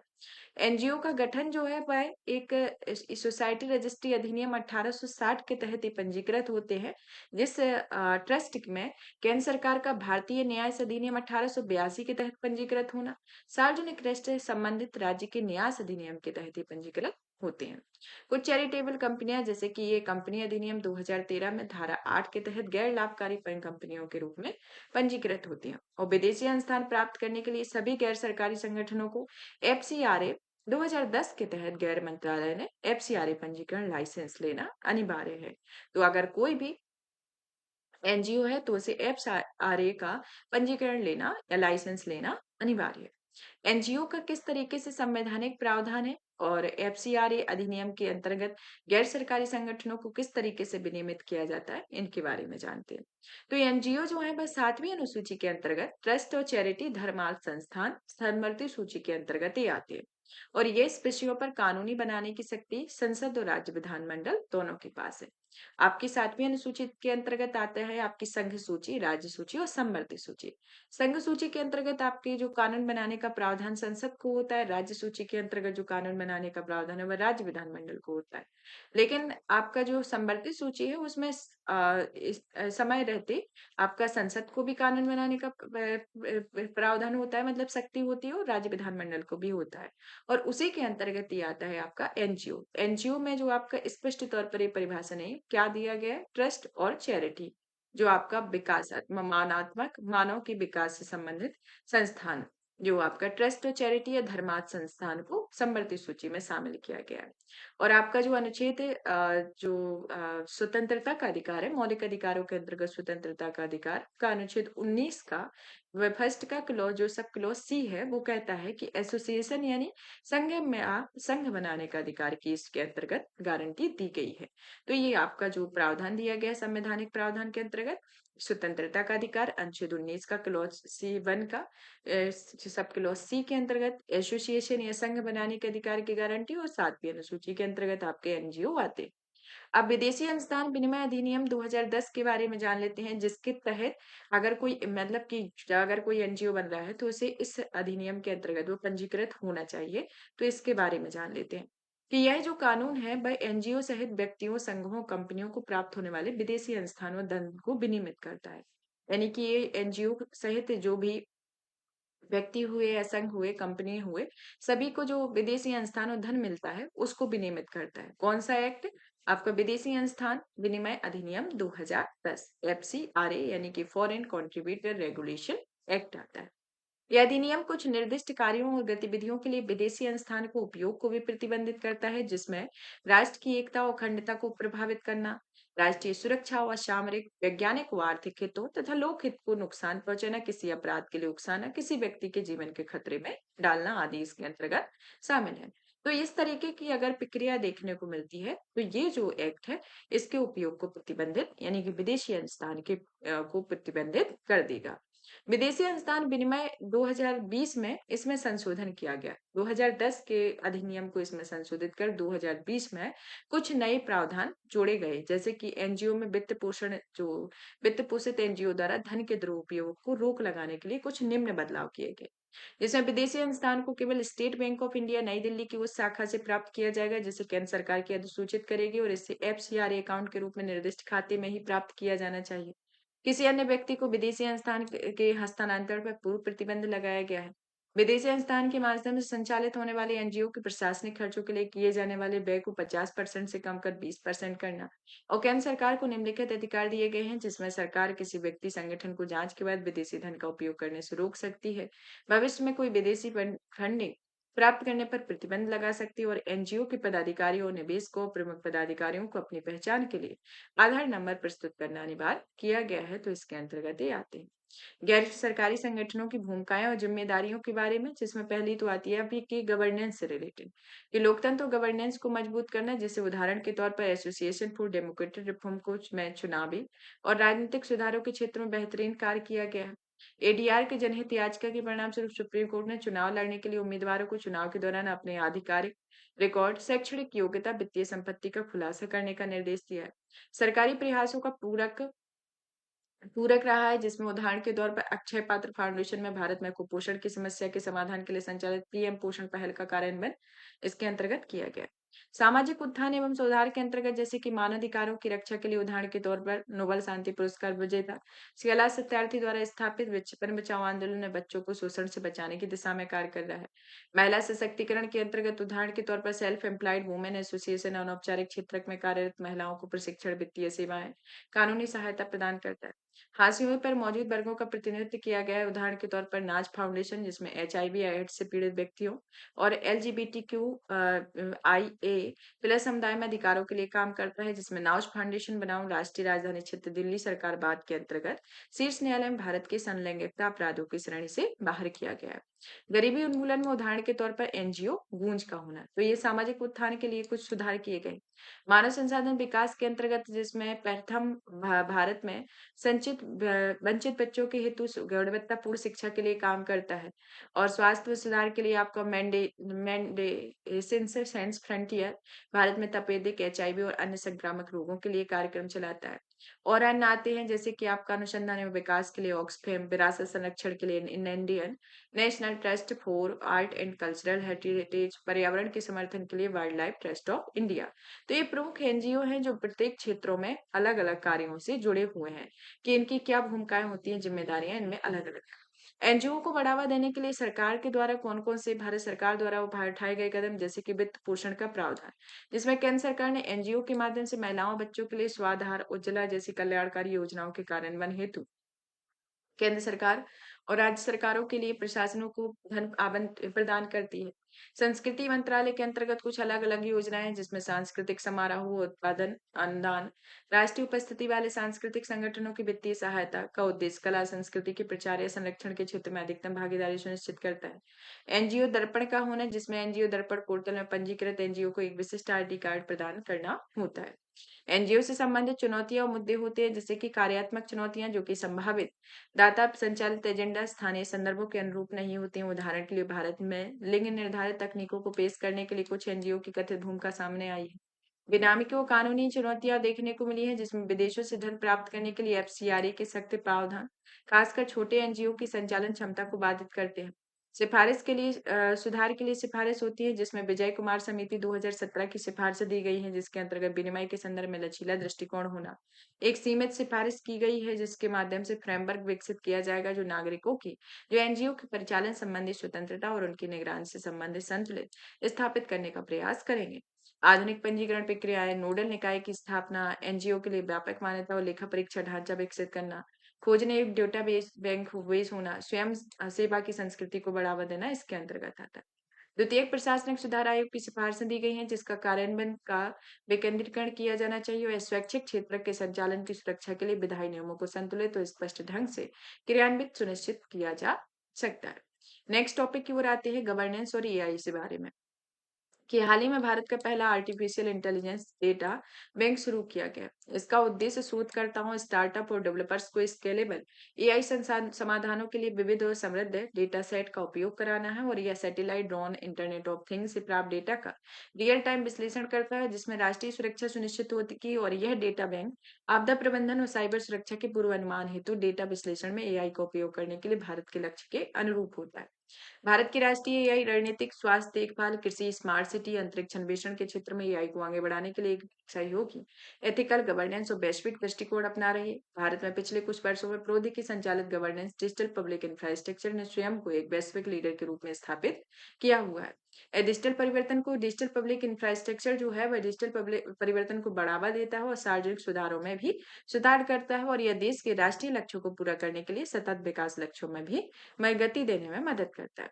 भारत में गवर्नेंस के लिए नया रूप देने में एआई की क्षमता, जैसे कि कुशल सेवा वितरण होना जो एआई के स्वचालित सार्वजनिक सेवाओं को स्वचालित कर सकता है, सरकारी कार्यभार को कम कर सकता है, सेवा की गुणवत्ता में सुधार कर सकता है, जैसे कि शिक्षा में एआई पर्सनलाइज्ड लर्निंग को सक्षम करने, स्मार्ट सामग्री बनाकर तथा ग्रेडिंग और मूल्यांकन को स्वचालित करके भारत की शिक्षा प्रणाली को बदल सकते हैं। उदाहरण के तौर पर एनसीईआरटी ने अपने NROER national repository of open education resources repository में उपलब्ध प्रत्येक संसाधन के साथ टैग करने के लिए 31 मेटाडेट एलिमेंट्स को एक सेट सूचीबद्ध किया हुआ है। स्वास्थ्य देखभाल में एआई विशेष रूप से दूर-दराज के क्षेत्रों में टेलीमेडिसिन के माध्यम से सेवा वितरण और पहुंच के सुधार करने के लिए स्वास्थ्य सेवा में बदलाव कर रहा है। कृषि के अंतर्गत इसमें एआई मौसम, कीट प्रबंधन, संसाधन उपयोग के लिए पूर्वानुमानित अंतर्दृष्टि प्रदान करता है, जिससे किसानों को लाभ हो। समावेशिता और पहुंच देखने को मिलती है, जिसमें एआई संचालित डीपीआई ने विशेष रूप से भारत जैसे बहुभाषी और विविधतापूर्ण देश में समावेशिता और पहुंच में सुधार हुआ है। उदाहरण के तौर पर भाषणी प्लेटफॉर्म क्षेत्रीय भाषा में सरकारी सेवाएं प्रदान करने के लिए एआई का उपयोग कर रहा है। डेटा संचालित नीति निर्माण का होना, जिसमें उदाहरण के तौर पर इंडिया अर्बन डेटा एक्सचेंज के तहत यातायात प्रबंधन और अपशिष्ट निर्माण हेतु जैसे एक शहरी सेवाओं में अनुकूलित करने के लिए एआई का उपयोग किया जाता है। न्यायिक दक्षता के अंतर्गत इसमें एआई केस प्रबंधन को स्वचालित करके मामले को प्राथमिकता देकर परिणामों की भविष्यवाणी करके और कानूनी अनुसंधानों को सुव्यवस्थित करके न्यायिक दक्षता में सुधार किया जा सकता है। आपदा प्रबंधन में राहत यानी कि rapid action for humanitarian assistant app जैसे एआई संचालित सिस्टम प्रारंभिक चेतावनी प्रदान करके आपात स्थितियों के दौरान निकासी, खोज, बचाव कार्यों का समर्थन करके बाढ़ जैसी प्राकृतिक आपदाओं का पूर्वानुमान लगाने में मदद करता है। भारत में एआई को बढ़ाने के लिए भी कुछ पहलें शुरू की गई हैं, जैसे कि राष्ट्रीय एआई रणनीति जो नीति आयोग के स्वास्थ्य देखभाल और कृषि और शिक्षा जैसे क्षेत्रों में एआई को उपयोग करने के लिए हैशटैग एआई फॉर ऑल रणनीति की शुरुआत की है। एआई पर राष्ट्रीय कार्यक्रम यानी कि इलेक्ट्रॉनिक और सूचना प्रौद्योगिकी मंत्रालय ने एआई के क्षेत्र में नवाचार को तकनीकी को बढ़ावा देने के लिए तथा एआई से संबंधित चिंताओं को दूर करने के लिए इंडिया एआई कार्यक्रम की शुरुआत की है। डिजिटल व्यक्तिगत डेटा संरक्षण अधिनियम लागू किया गया है, जो कि निजता संबंधी चुनौतियों का समाधान करेंगे। एआई पर वैश्विक भागीदारी है, जिसमें भारत की एआई रणनीतियों आंतरिक अंतर्राष्ट्रीय मानकों के अनुरूप करने के लिए विश्व स्तर पर सहयोग करेगा। कौशल विकास में responsible AI for youth, future skills जैसे कार्यक्रम खासकर टीयर 2 और थर्ड शहरों में एआई शिक्षा का विस्तार कर रहे हैं। अंतर्राष्ट्रीय भागीदारी देखी गई है, जिसमें यूएस इंडिया एआई इनिशिएटिव स्वास्थ्य एवं कृषि जैसे क्षेत्रों में एआई को संभावित उपयोगों का पता लगाने के लिए अग्रणी भूमिका निभाई जा रही है। गवर्नेंस के लिए एआई की कुछ चुनौतियों का सामना किया गया है, जैसे कि सरकारी विभागों में डेटा का बिखराव होना, अवसंरचना की कमी होना, विनियामकी ढांचा होना, कौशल की कमी होना, डेटा गोपनीयता दिखना, कमजोर आईपी व्यवस्था, जिसके अंतर्गत अंतर्राष्ट्रीय बौद्धिक संपदा आईपी सूचकांक 2024 में भारत का जो स्थान रहा है वह 42वां रहा है। इसमें एआई की जो रैंकिंग है नवाचार के क्षेत्र में देश को कमजोर और सुरक्षा प्रोत्साहन को दर्शाती है। नैतिक पूर्वाग्रह देखने को मिला हुआ है। आगे की राय में देखा जाए तो इसमें जोखिम प्रबंधन और नैतिक निरीक्षण होना, डेटा संप्रभुता और गोपनीयता देखने को मिलती है, पूर्वाग्रह और निष्पक्षता में पारदर्शिता होना, शिक्षा और कौशल विकास होना, सार्वजनिक निजी सहयोग होना और साइबर सुरक्षा और निगरानी का होना आवश्यक है। और अगर आपको ग्लोबल एआई से रिलेटेड आपको जानना है तो आपका सितंबर 2024 का जो मासिक समसामयिकी दिया गया है तो आप उससे और ज्यादा डिटेल पढ़ सकते हैं।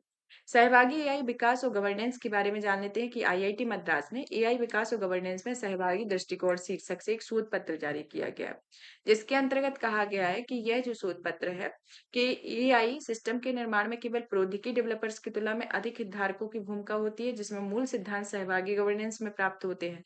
आखिर इसकी जरूरत क्यों है? क्योंकि इस क्षेत्र में निरंतर प्रगति हो रही है। एआई के क्षेत्र में आप देखते होंगे कि हर चीजें आर्टिफिशियल इंटेलिजेंस बेस्ड हो गई है। हर किसी ने अपना एआई जनरेटेड एआई बना लिया है। तो इसके अंतर्गत देखा जाए तो इसमें समय रहते चाहे आपका सरकारी क्षेत्र हो या निजी क्षेत्र हो, इसका उपयोग की बढ़ोतरी दिन पे दिन हो रही है। इसमें सरकारी एजेंसियों द्वारा फेशियल रिकॉग्निशन टेक्नोलॉजी को भी अपनाया गया है। एआई के लिए क्या लाभ है? जैसे कि एआई उपयोग के लिए एक तरफा टॉप डाउन निर्णय से बचाव होना, समावेशन और निष्पक्षता का बढ़ावा देखने को मिला, फीडबैक लूप में मददगार होना, एआई सिस्टम की विश्वसनीयता को बढ़ावा देना, सहभागी और आर्टिफिशियल इंटेलिजेंस से जुड़ी कुछ चुनौतियां जैसे कि को अडॉप्टेशन, जिसमें अपने निहित स्वार्थों की पूर्ति के लिए कुछ प्रमुख हितधारकों के सिस्टम पर वर्चस्व हो सकता है। विशेष योग्यता नहीं रखने वाले को सीमित भागीदारी देखने को मिलती है। दिखावे के लिए कुछ सांकेतिक सहभागी होती है, जैसे कि केवल नियमों कानूनों के लिए पालन करने के लिए एआई मॉडल में अधिक हितधारकों की भागीदारी दिखाई जाती है। अब भारत और विदेशों में सहभागी गवर्नेंस के विचार के लिए जैसे कि भूमि अधिग्रहण अधिनियम 2013 में इससे प्रभावित परिवारों के सहयोग और सामाजिक प्रभाव मूल्यांकन का प्रावधान किया गया है। वन अधिकार अधिनियम 2006 में ग्राम सभा के सहभागी और लोकतांत्रिक प्रगति के कारण उसे वैधानिक संस्था का दर्जा दिया गया। पहुंच और लाभ साझाकरण पर नागोया प्रोटोकॉल, जिसमें प्रारंभिक ज्ञान के उपयोग में होने वाले लाभों को स्थानीय समुदायों के साथ साझा करने का प्रावधान किया गया है। अब आता है नेक्स्ट टॉपिक को भूमि अभिलेखों के डिजिटलीकरण के बारे में कि हाल ही में केंद्रीय ग्रामीण विकास मंत्रालय को अधिसूचित किया है कि 2016 में ग्रामीण भारत में लगभग 95% भूमि अभिलेखों का डिजिटलीकरण किया जा चुका है। तो यानी आपका जिस तरीके से भूमि अभिलेख है उसमें 95% का तक इसमें अचीवमेंट हो गया है, यानी कि सभी जो है वह डिजिटली मतलब कि डिजिटल तौर पर आपका पूरा डेटा कलेक्ट हो गया है। 5% ही रहा है। यह उपलब्धि जो है वह डिजिटल इंडिया भू अभिलेख आधुनिकीकरण कार्यक्रम के तहत प्राप्त की जा सकी है। मतलब कि इसके उपलब्धि को प्राप्त करने के पीछे एक कार्यक्रम चलाया गया था, डिजिटल इंडिया भूमि अभिलेख कार्यक्रम। इसके अंतर्गत कुछ पहले स्टार्ट हुई थी, जिसके अंतर्गत इसको प्राप्त कर लिया गया है। इसमें और इसके साथ ही राष्ट्रीय स्तर पर क्रेडिस्टल यानी कि भू संपत्ति मानचित्रों का डिजिटलीकरण 68.02% के स्तर पर पहुंच गया है। 87% जो आपका उप पंजीयक कार्यालयों के भूमि अभिलेखों के साथ इसे एकीकृत किया गया है। DILRPMP के तहत कुछ पहले हैं, जैसे कि विशिष्ट भूखंड पहचान संख्या में या भू अधिकार, जो कि 14 अंकीय पहचान संख्या है, जो रियल एस्टेट लेनदेन को व्यवस्थित करने, संपत्ति संबंधी विवादों को हल करने, आपदा प्रबंधन प्रयासों के सुधार के लिए प्रत्येक भूखंड हेतु जनरेट किया जाता है। National generic document registration system में, जिसमें एक ऑनलाइन प्लेटफॉर्म है जो देश भर में दस्तावेजों के पंजीकरण के लिए एक समान प्रक्रिया सुनिश्चित करता है। ई कोर्ट एकीकरण के अंतर्गत इसमें भूमि रिकॉर्ड को ई कोर्ट के साथ जोड़ना, भूमि विवादों के शीघ्र समाधान में सहायता करना और भूमि विवादों को कम करना है। भूमि अभिलेखों तथा अन्य भाषाओं में अनुवाद होना, जिसमें सरलता से जानकारी प्राप्त करने हेतु भाषा संबंधी बाधाओं को दूर करने भूमि अभिलेखों में 22 अनुसूची भाषाओं में अनुवाद की व्यवस्था की गई है। भूमि सम्मान के अंतर्गत इसमें पुरस्कार हैं, जिसमें उन जिलों को दिया जाएगा जिन्होंने इसके मुख्य घटकों को सफलतापूर्वक लागू किया, और इस पुरस्कार में जिलों को प्लेटिनम ग्रेडिंग प्रदान की गई है। इंडिया डिजिटल भूमि अभिलेख आधुनिकीकरण कार्यक्रम के बारे में जान लेते हैं, जिसके अंतर्गत एक डेटा पूरा कलेक्ट किया गया है, जिसमें इस पहल के मतलब कि इस कार्यक्रम के माध्यम से आपका 95% जो ग्रामीण अभिलेख है वो आपका अचीव किया गया है, यानी कि डिजिटलीकृत किया गया है। ये जो कार्यक्रम है इसकी शुरुआत होती है 2016 में। इस कार्यक्रम को नया रूप आपका राष्ट्रीय भूमि अभिलेख आधुनिकीकरण कार्यक्रम को नया रूप देकर इस कार्यक्रम की शुरुआत की गई। यह आपका ग्रामीण विकास मंत्रालय के भूमि संसाधन विभाग के अंतर्गत एक केंद्रीय क्षेत्र की एक योजना है। इस योजना की जो अवधि है वो 2021-22 से बढ़ाकर 2025-26 कर दी गई हो, जिसमें कुछ दो नए घटक के भी शामिल किए गए। पहला तो ये कि देश में सभी राजस्व न्यायालयों को कंप्यूटरीकरण करना और भूमि अभिलेखों के साथ उनका एकीकरण होना, और दूसरा आता है सहमति के आधार पर आधार संख्या को अधिकार अभिलेखों में जोड़ना है। इसका उद्देश्य जो है वो मैनुअल रूप से अनुमानित भूमि भू स्वामित्व प्रणाली को डिजिटल रूप से निर्णायक भू स्वामित्व प्रणाली को बदलना होता है। और भूमि अभिलेखों के डिजिटलीकरण की आखिर आवश्यकता क्यों है? जैसे कि आपका अभी प्रेजेंट में सीधा 95% यानी कि आपका 100% ही कर दिया गया है। ये कर दिया गया है तो इसके आखिर पीछे क्या रीज़न था जो इसको डिजिटलीकरण किया गया? पहला तो आता है जैसे कि सामाजिक आर्थिक प्रासंगिकता का होना, जिसमें भूमि की प्राप्ति और उनका अभिलेख स्वामित्व अधिकांश कमजोर वर्गों जिसमें गरीब, सीमांत किसान, जनजाति आदि की आजीविका के लिए महत्वपूर्ण है। भूमि स्वामित्व विवाद होगा, जैसे कि स्वामित्व की कमी, जालसाजी के माध्यम से अवैध तरीके से जो भूमि का अधिग्रहण और बेईमानी संपत्ति का जो भू स्वामित्व होता है, उन जो विवादों में वृद्धि का कारण बने, उसके कारण होना कि भारत में 60% से भूमि जो है मुकदमे भूमि से संबंधित है। निर्णायक भू स्वामित्व प्रणाली में भूमि अभिलेख वास्तविक स्वामित्व का निर्धारण करते हुए स्वामित्व सरकार द्वारा प्रदान किया जाता है। अकुशल प्रशासनिक प्रक्रियाएं देखने को मिलती है। अप्रचलित मानचित्रण होता है, जिसमें अपडेटेड अभिलेखों की कमी के कारण मौजूदा अभिलेख कब्जे स्वामित्व से संबंधित वर्तमान जमीनी हकीकत के अनुरूप नहीं होता है। लक्षित सार्वजनिक सेवा प्रणाली देखने को मिलती है, जैसे कि पीएम किसान योजना के माध्यम से सरकार सभी भूमि धारक किसानों के परिवारों को आय सहायता प्रदान करती है। राजस्व प्रशासन को मजबूत किया गया है, जिसमें स्थानीय निकायों के लिए राजस्व का प्रमुख स्रोत रहा है। बुनियादी अवसंरचना का विकास देखने को मिला है, जिसमें भूमि विवादों और अस्पष्ट स्वामित्व के कारण अवसंरचना विकास में बाधाएं आई हुई हैं। लागत बढ़ती है, दक्षता कम होती है, जिसके परिणामस्वरूप भूमि लेनदेन में कालाबाजारी फलती फूलती है।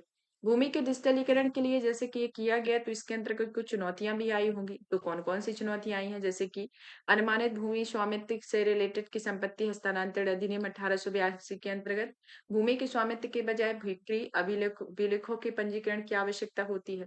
केंद्र राज्य समन्वय कि भूमि जो है वह राज्य सरकार का हिस्सा है, मतलब कि राज्य सूची के विषय के अंतर्गत आता है। लेकिन भूमि अभिलेख का जो डिजिटलीकरण है वह राज्य सरकारों की इच्छा और केंद्र सरकार के सहयोग पर निर्भर करता है।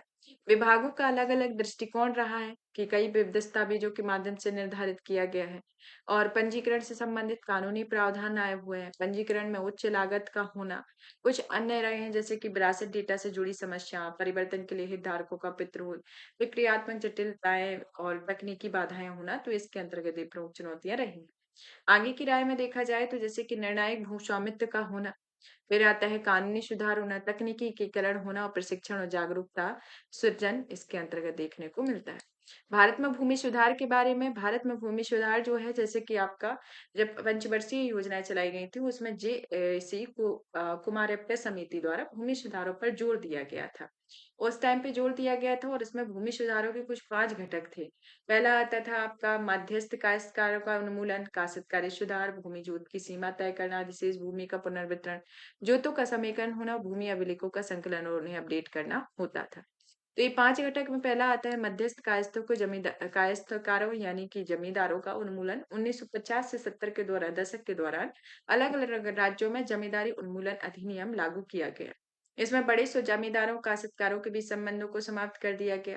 काश्तकारी सुधार हुए, फिर भूमि जोत की एक सीमा तय करना और अधिशेष भूमि का वितरण किया गया जो 1970 के दशक में इसे लागू किया गया।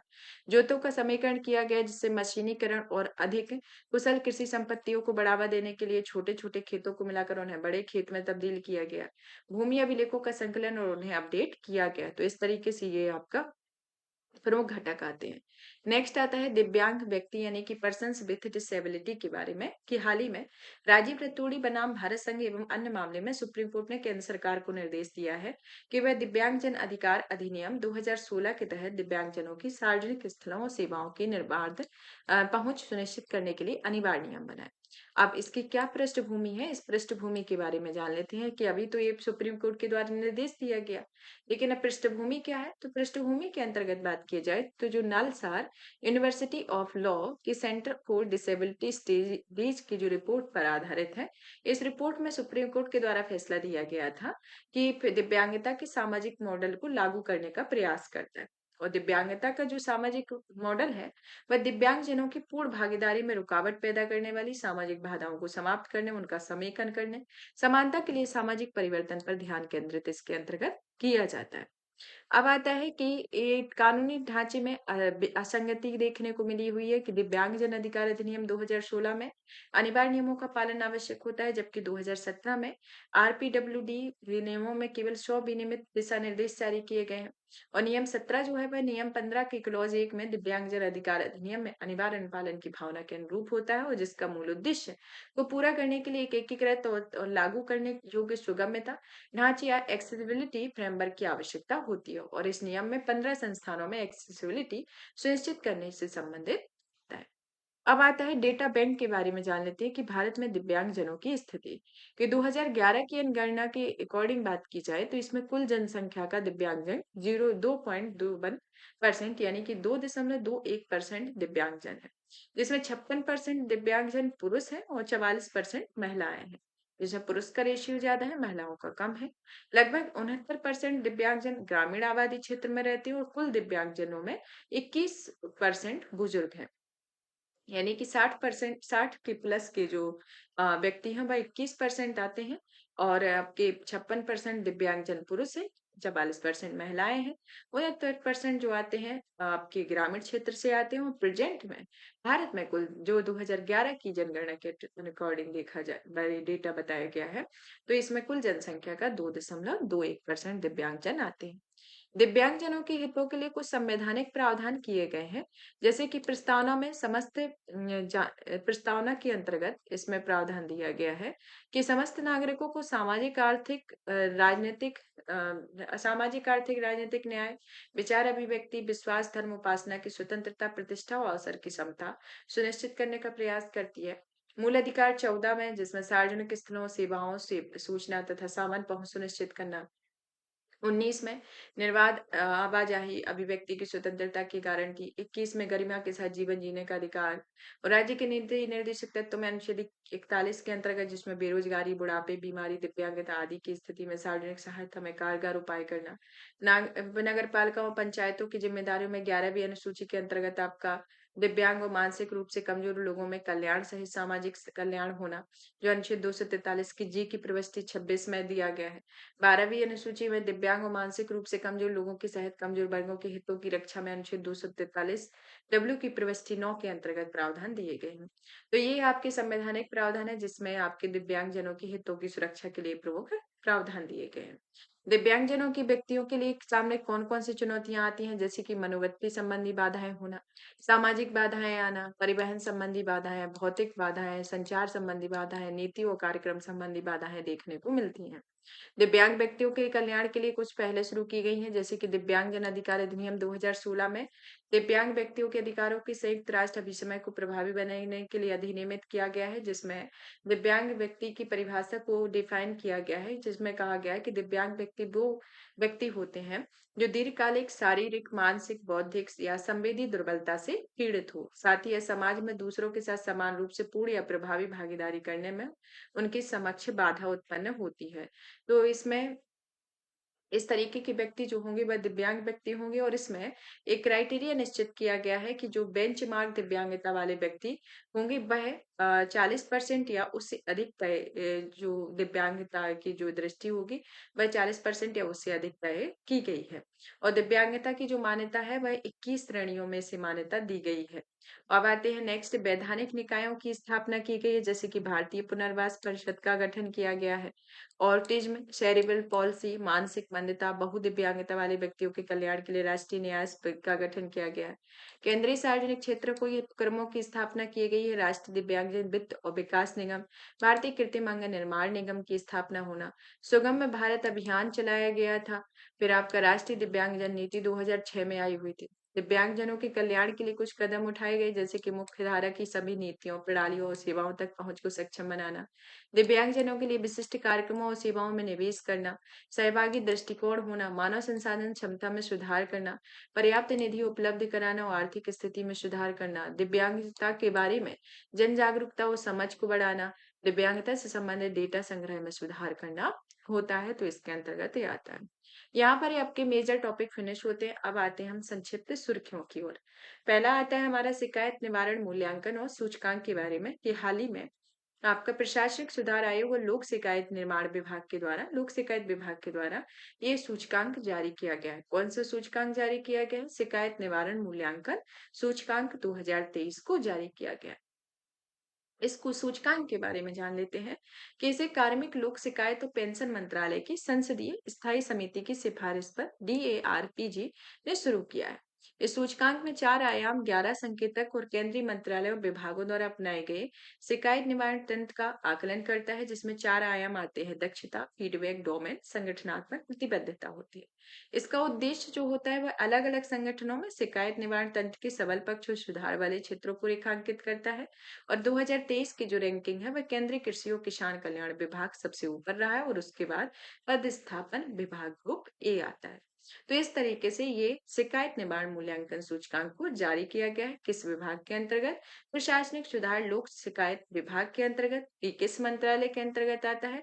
कार्मिक लोक शिकायत और पेंशन मंत्रालय की संसदीय स्थायी समिति की सिफारिश पर इसे शुरू किया गया था। इसमें 4 आयाम, जिसमें दक्षता, फीडबैक, डोमेन, संगठनात्मक प्रतिबद्धता होती है, और 11 संकेतक को सम्मिलित किया गया है।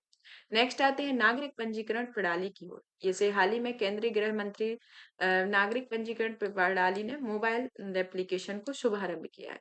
एप्लीकेशन जो है भारत के रजिस्ट्रार जनरल जनगणना आयुक्त के कार्यालय में विकसित किया गया, और इस ऐप के माध्यम से पंजीकरण की प्रक्रिया को में लगने वाला जो समय है उसमें कम करने में मदद मिलेगी। CRS यानी कि नागरिक पंजीकरण प्रणाली जो है वह जीवन से जुड़ी मुख्य घटनाओं, जैसे मृत्यु, जन्म, मृत बच्चे के जन्म संबंधित विवरणों की दर्ज करने की एकीकृत प्रणाली होती है, और इस घटनाओं और विवरणों के निरंतर और स्थायी रूप से पंजीकरण करना इसमें शामिल है। इसका संचालन जो है वह भारत के रजिस्ट्रार जनरल और जनगणना आयुक्त के अधीन किया जाएगा, और इसे जन्म एवं मृत्यु पंजीकरण अधिनियम 1969 के अनुसार सभी जन्म एवं मृत्यु को आधिकारिक तौर पर पंजीकृत किया जाना चाहिए। और यह जो है वह संविधान की 7वीं अनुसूची के अंतर्गत 7 समवर्ती सूची के अंतर्गत इसमें प्रावधान दिए गए हैं। नेक्स्ट आते हैं लोक सेवकों पर मुकदमा चलाने के लिए पूर्ण स्वीकृत अनिवार्य किया गया है उसके बारे में, कि सुप्रीम कोर्ट ने हाल ही में निर्णय दिया है कि मनी लॉन्ड्रिंग के मामलों में लोक सेवकों को मुकदमा चलाने के लिए पूर्व स्वीकृति अनिवार्य की गई है। यह निर्णय जो है वह कठोर धन निवारण शोधन निवारण अधिनियम के तहत एक महत्वपूर्ण प्रक्रियात्मक सुरक्षा स्थापित करता है, और यह PMLA संबंधी अभियोजन में जवाबदेही के स्तर को भी जोड़ता है।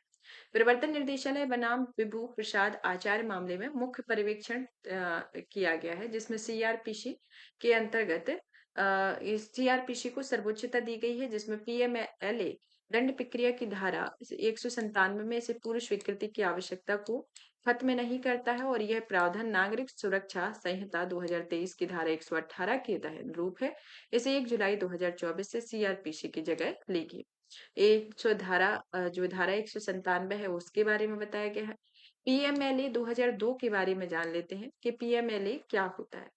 PMLA एक मनी लॉन्ड्रिंग को रोकने और मनी लॉन्ड्रिंग से प्राप्त संपत्ति को जब्त करने का प्रावधान करता है, और इसमें एक व्यापक कानून है। इसका कार्यान्वयन प्राधिकरण प्रवर्तन निर्देशालय और financial intelligence unit of India के इस कानून को लागू करने का एक प्राधिकरण है, और इसके मनी लॉन्ड्रिंग जैसे किसी भी व्यक्ति या ऐसी गतिविधि के रूप में इसे परिभाषित करता है जिसमें अपराध से प्राप्त आय को छिपाना, अपराध से प्राप्त आय को अपने पास रखना और अपराध से पैसा कमाना होता है।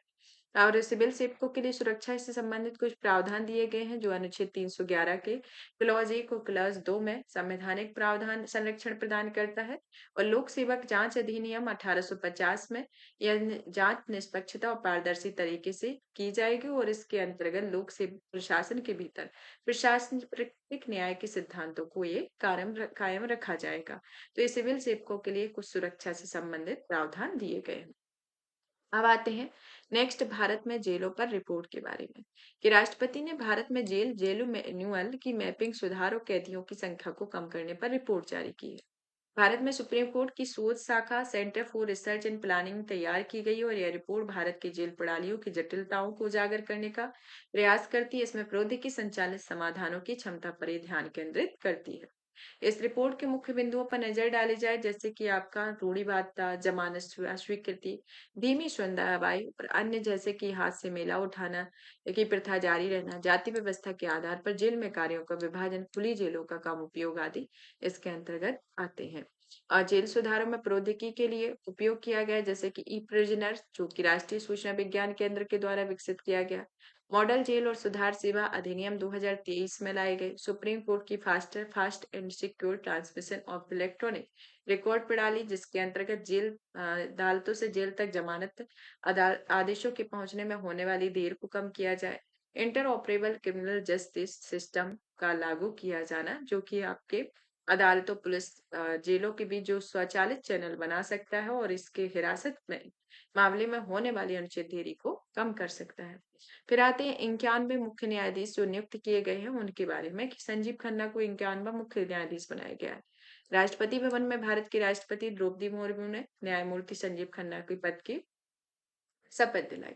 अब आता है कि जो न्यायाधीशों की नियुक्ति से रिलेटेड आपका क्वेश्चन पूछा जा सकता है कि इनकी नियुक्ति किस तरीके से होती है और कॉलेजियम प्रणाली क्या होती है, प्रेजेंट में कॉलेजियम प्रणाली में कितने सदस्य हैं और किस अनुच्छेद के अंतर्गत आती है। तो इसका एक ओवरव्यू जान लेते हैं कि सुप्रीम कोर्ट ने वरिष्ठतम न्यायाधीशों की निवर्तमान मुख्य न्यायाधीश की सिफारिश पर सीजीआई के रूप में इसे नियुक्त किया गया है और इस परंपरा को 1964, 73 और 77 में इसका उल्लंघन किया गया। केंद्रीय विधि और न्याय कार्य मंत्री की सिफारिश मांगते हैं कि प्रधानमंत्री के पास भेजा जाता है और अंत में प्रधानमंत्री सीजीआई की नियुक्ति के संबंध में राष्ट्रपति को सलाह देते हैं। संविधान के अनुच्छेद 124 के क्लॉज 2 के तहत सुप्रीम कोर्ट ने प्रत्येक न्यायाधीश की नियुक्ति राष्ट्रपति द्वारा की जाएगी और वह 65 वर्ष की आयु प्राप्त करने तक पद पर रहेगा। सीजीआई की प्रमुख भूमिका में जैसे कि फर्स्ट अमंग इक्वल्स जो कि राजस्थान राज्य बना। प्रकाश चंद मामले में सुप्रीम कोर्ट ने सुनाया था कि सीजीआई न्यायाधीश पालिका की प्रमुख होता है और यह नेतृत्वकारी भूमिका निभाता है। मास्टर ऑफ द रोस्टर जिसमें केसों की सुनवाई के लिए पीठों का गठन करना सीजीआई का अनन्य अधिकार होता है। कॉलेजियम का प्रमुख होना सुप्रीम कोर्ट के अधिकारियों के सेवकों की नियुक्ति जो कि अनुच्छेद 146 के अंतर्गत इसमें प्रावधान दिए गए। सो कॉलेजियम के बारे में जान लेते हैं जैसे न्यायिक नियुक्ति से रिलेटेड की कॉलेजियम की सिफारिश को सुप्रीम कोर्ट और हाई कोर्ट के न्यायाधीशों की नियुक्ति राष्ट्रपति द्वारा संविधान के अनुच्छेद 124 और 217 के तहत की जाएगी। सुप्रीम कोर्ट ने न्यायाधीशों की नियुक्ति के लिए कॉलेजियम में सीजीआई के सुप्रीम कोर्ट के 4 अन्य वरिष्ठतम न्यायाधीश शामिल होते हैं। हाई कोर्ट में न्यायाधीशों की नियुक्ति के लिए हाई कोर्ट कॉलेजियम अपनी सिफारिश पर सुप्रीम कोर्ट कॉलेजियम को भेजता है और इस मामले में सुप्रीम कोर्ट कॉलेजियम सीजीआई और उच्चतम न्यायालय के 2 वरिष्ठतम न्यायाधीश इसके अंतर्गत शामिल होते हैं। तो ये कॉलेजियम के बारे में आता है। अब आते हैं नेक्स्ट अंतर्राज्यीय परिषद के बारे में कि हाल ही में अंतर्राज्यीय परिषद का पुनर्गठन किया गया है। अब अंतर्राज्यीय परिषद क्या होती है? अंतर्राज्यीय परिषद को भारतीय संविधान के अनुच्छेद 263 के अंतर्गत इसके प्रावधान दिए गए हैं। तो ये जो है एक तरीके से केंद्र और राज्य सरकारों के बीच सहयोग और समन्वय प्रदान करता है। इसकी स्थापना सरकारी या आयोग की सिफारिश के आधार पर की गई थी और राष्ट्रपति आदेश के माध्यम से इसे 1990 में स्थापित किया गया। इसकी संरचना में अध्यक्ष प्रधानमंत्री होते हैं, सदस्य सभी राज्यों के मुख्यमंत्री, विधानसभा वाले केंद्र शासित प्रदेशों के मुख्यमंत्री और अन्य केंद्र शासित प्रदेशों के प्रशासक। केंद्रीय मंत्रिपरिषद में कैबिनेट रैंक के 6 मंत्री जिन्हें प्रधानमंत्री द्वारा नामित किया जाता है। तो इसके ये अंतर्राज्यीय परिषद के अंतर्गत इसको पुनर्गठित किया गया है। अंतर्राज्यीय परिषद से आपका आपका जैसे अनुच्छेद भी पूछा जाता है कि किस अनुच्छेद के अंतर्गत आता है और इसे किस आयोग की सिफारिश के आधार पर लाया गया। तो ये सब आपके क्वेश्चन आते हैं और इसका पुनर्गठन किया गया है तो ये और भी ज्यादा इम्पोर्टेंट हो जाता है। नेक्स्ट आता है अलीगढ़ मुस्लिम विश्वविद्यालय को अल्पसंख्यक संस्थान का दर्जा दिया गया है। इसके बारे में जानते हैं तो अलीगढ़ मुस्लिम संस्थान विश्वविद्यालय को इस संस्थान अल्पसंख्यक संस्थान का दर्जा दिया गया है। तो इसे ये जानना भी आवश्यक हो जाता है कि किस के अनुच्छेद के अंतर्गत इसमें प्रावधान दिए गए हैं और इस प्रक्रिया को लागू किया जाता है किस प्रावधानों के तहत और किस अभी प्रेजेंट में किस बात के अंतर्गत कौन सा निर्णय दिया गया जिसके अंतर्गत ये दर्जा दिया गया। तो सुप्रीम कोर्ट के द्वारा अलीगढ़ मुस्लिम विश्वविद्यालय को अल्पसंख्यक संस्थान का दर्जा प्रदान करने के फैसले को पलट दिया गया है और इन्होंने सुप्रीम कोर्ट की 7 जजों की पीठ में से 4-3 बहुमत से एस अजीज अवासा बनाम भारत संघवाद 1967 के अधीन और फैसले को पलट दिया और 1967 के निर्णय में कहा गया था कि अलीगढ़ मुस्लिम विश्वविद्यालय संविधान के अनुच्छेद 30 के क्लॉज 1 के तहत अल्पसंख्यक दर्जे का दावा नहीं करता क्योंकि इसे एक अधिनियम के दूर पर स्थापित किया गया है। ये जो अनुच्छेद 30 का क्लॉज 1 है वह जो कहता है कि भाषाई और धार्मिक अल्पसंख्यकों को अपनी पसंद के शैक्षणिक संस्थानों की स्थापना और उनके प्रशासन का मौलिक अधिकार प्रदान करती है। तो ये मौलिक अधिकार के इसके अंतर्गत प्रदान की जाती है लेकिन अभी प्रेजेंट में इनके निर्णय को खारिज कर दिया गया है जिसमें ये कहा गया है कि ये अल्पसंख्यक दर्जे का दावा नहीं की कर सकता है और इस अधिनियम के द्वारा इसे स्थापित किया गया है। सुप्रीम कोर्ट ने एस अजीज वासा बनाम भारत संघवाद में कहा हुआ था 1967 में कि अलीगढ़ मुस्लिम विश्वविद्यालय ना तो मुस्लिम अल्पसंख्यकों द्वारा स्थापित किया गया था न ही इसका संचालन मुस्लिम अल्पसंख्यकों द्वारा किया गया और यह एक केंद्रीय विश्वविद्यालय है जिसे एएमयू अधिनियम 1920 के तहत स्थापित किया गया और बाद में संसद ने एएमयू अधिनियम 1981 के माध्यम से एएमयू का अल्पसंख्यक दर्जा को भी बहाल कर दिया था और हाई कोर्ट के द्वारा 2006 में एएमयू के अल्पसंख्यक दर्जे को रद्द कर दिया गया था। ऐसे निर्णय को 2019 में चुनौती दी गई थी और इस फैसले को इन सिद्धांतों के आधार पर अनुच्छेद 30 के तहत एएमयू के अल्पसंख्यक दर्जे के मुद्दे को विनियमित पीठ को भेजा दिया गया था। अभी प्रेजेंट में जो निर्णय दिया गया है इसमें कहा साबित किया गया है कि कोई भी अल्पसंख्यक शैक्षणिक संस्थान इसके लिए प्रशासन पर अल्पसंख्यकों का नियंत्रण अनिवार्य नहीं होता है। इसमें कोर्ट के संस्थान की उत्पत्ति का पता लगाना चाहिए और संस्थान की स्थापना करने वाली मंशा की पहचान करनी चाहिए ताकि यह निर्धारित किया जा सके कि संस्था की स्थापना किसने की है और किसी भी संस्थान को अल्पसंख्यक का दर्जा केवल इसलिए रद्द नहीं किया जा सकता कि इसकी स्थापना किसी कानून द्वारा या विश्वविद्यालय के रूप में की गई हो और जो समुदाय संविधान के लिए लागू होने से पहले अल्पसंख्यक नहीं थे वे भी स्वतंत्रता के पहले स्थापित संस्थानों के लिए अनुच्छेद 30 के क्लॉज 1 के तहत संरक्षण के हकदार हैं। तो ये अभी प्रेजेंट में सुप्रीम कोर्ट के द्वारा ये साबित किया गया और पहले इसको इसका दर्जा दिया गया था। अब यहाँ पर हमारा जो टॉपिक है वो फिनिश होता है। नेक्स्ट क्लास में हम नेक्स्ट टॉपिक के साथ मिलेंगे। तब तक आप इस सेशन को ज़्यादा से ज़्यादा शेयर करें, वीडियो को लाइक करें, चैनल को सब्सक्राइब करें और इसकी पीडीएफ आपको हमारे Telegram channel UPSC PSC with Diksha पर अवेलेबल हो जाएगी। धन्यवाद।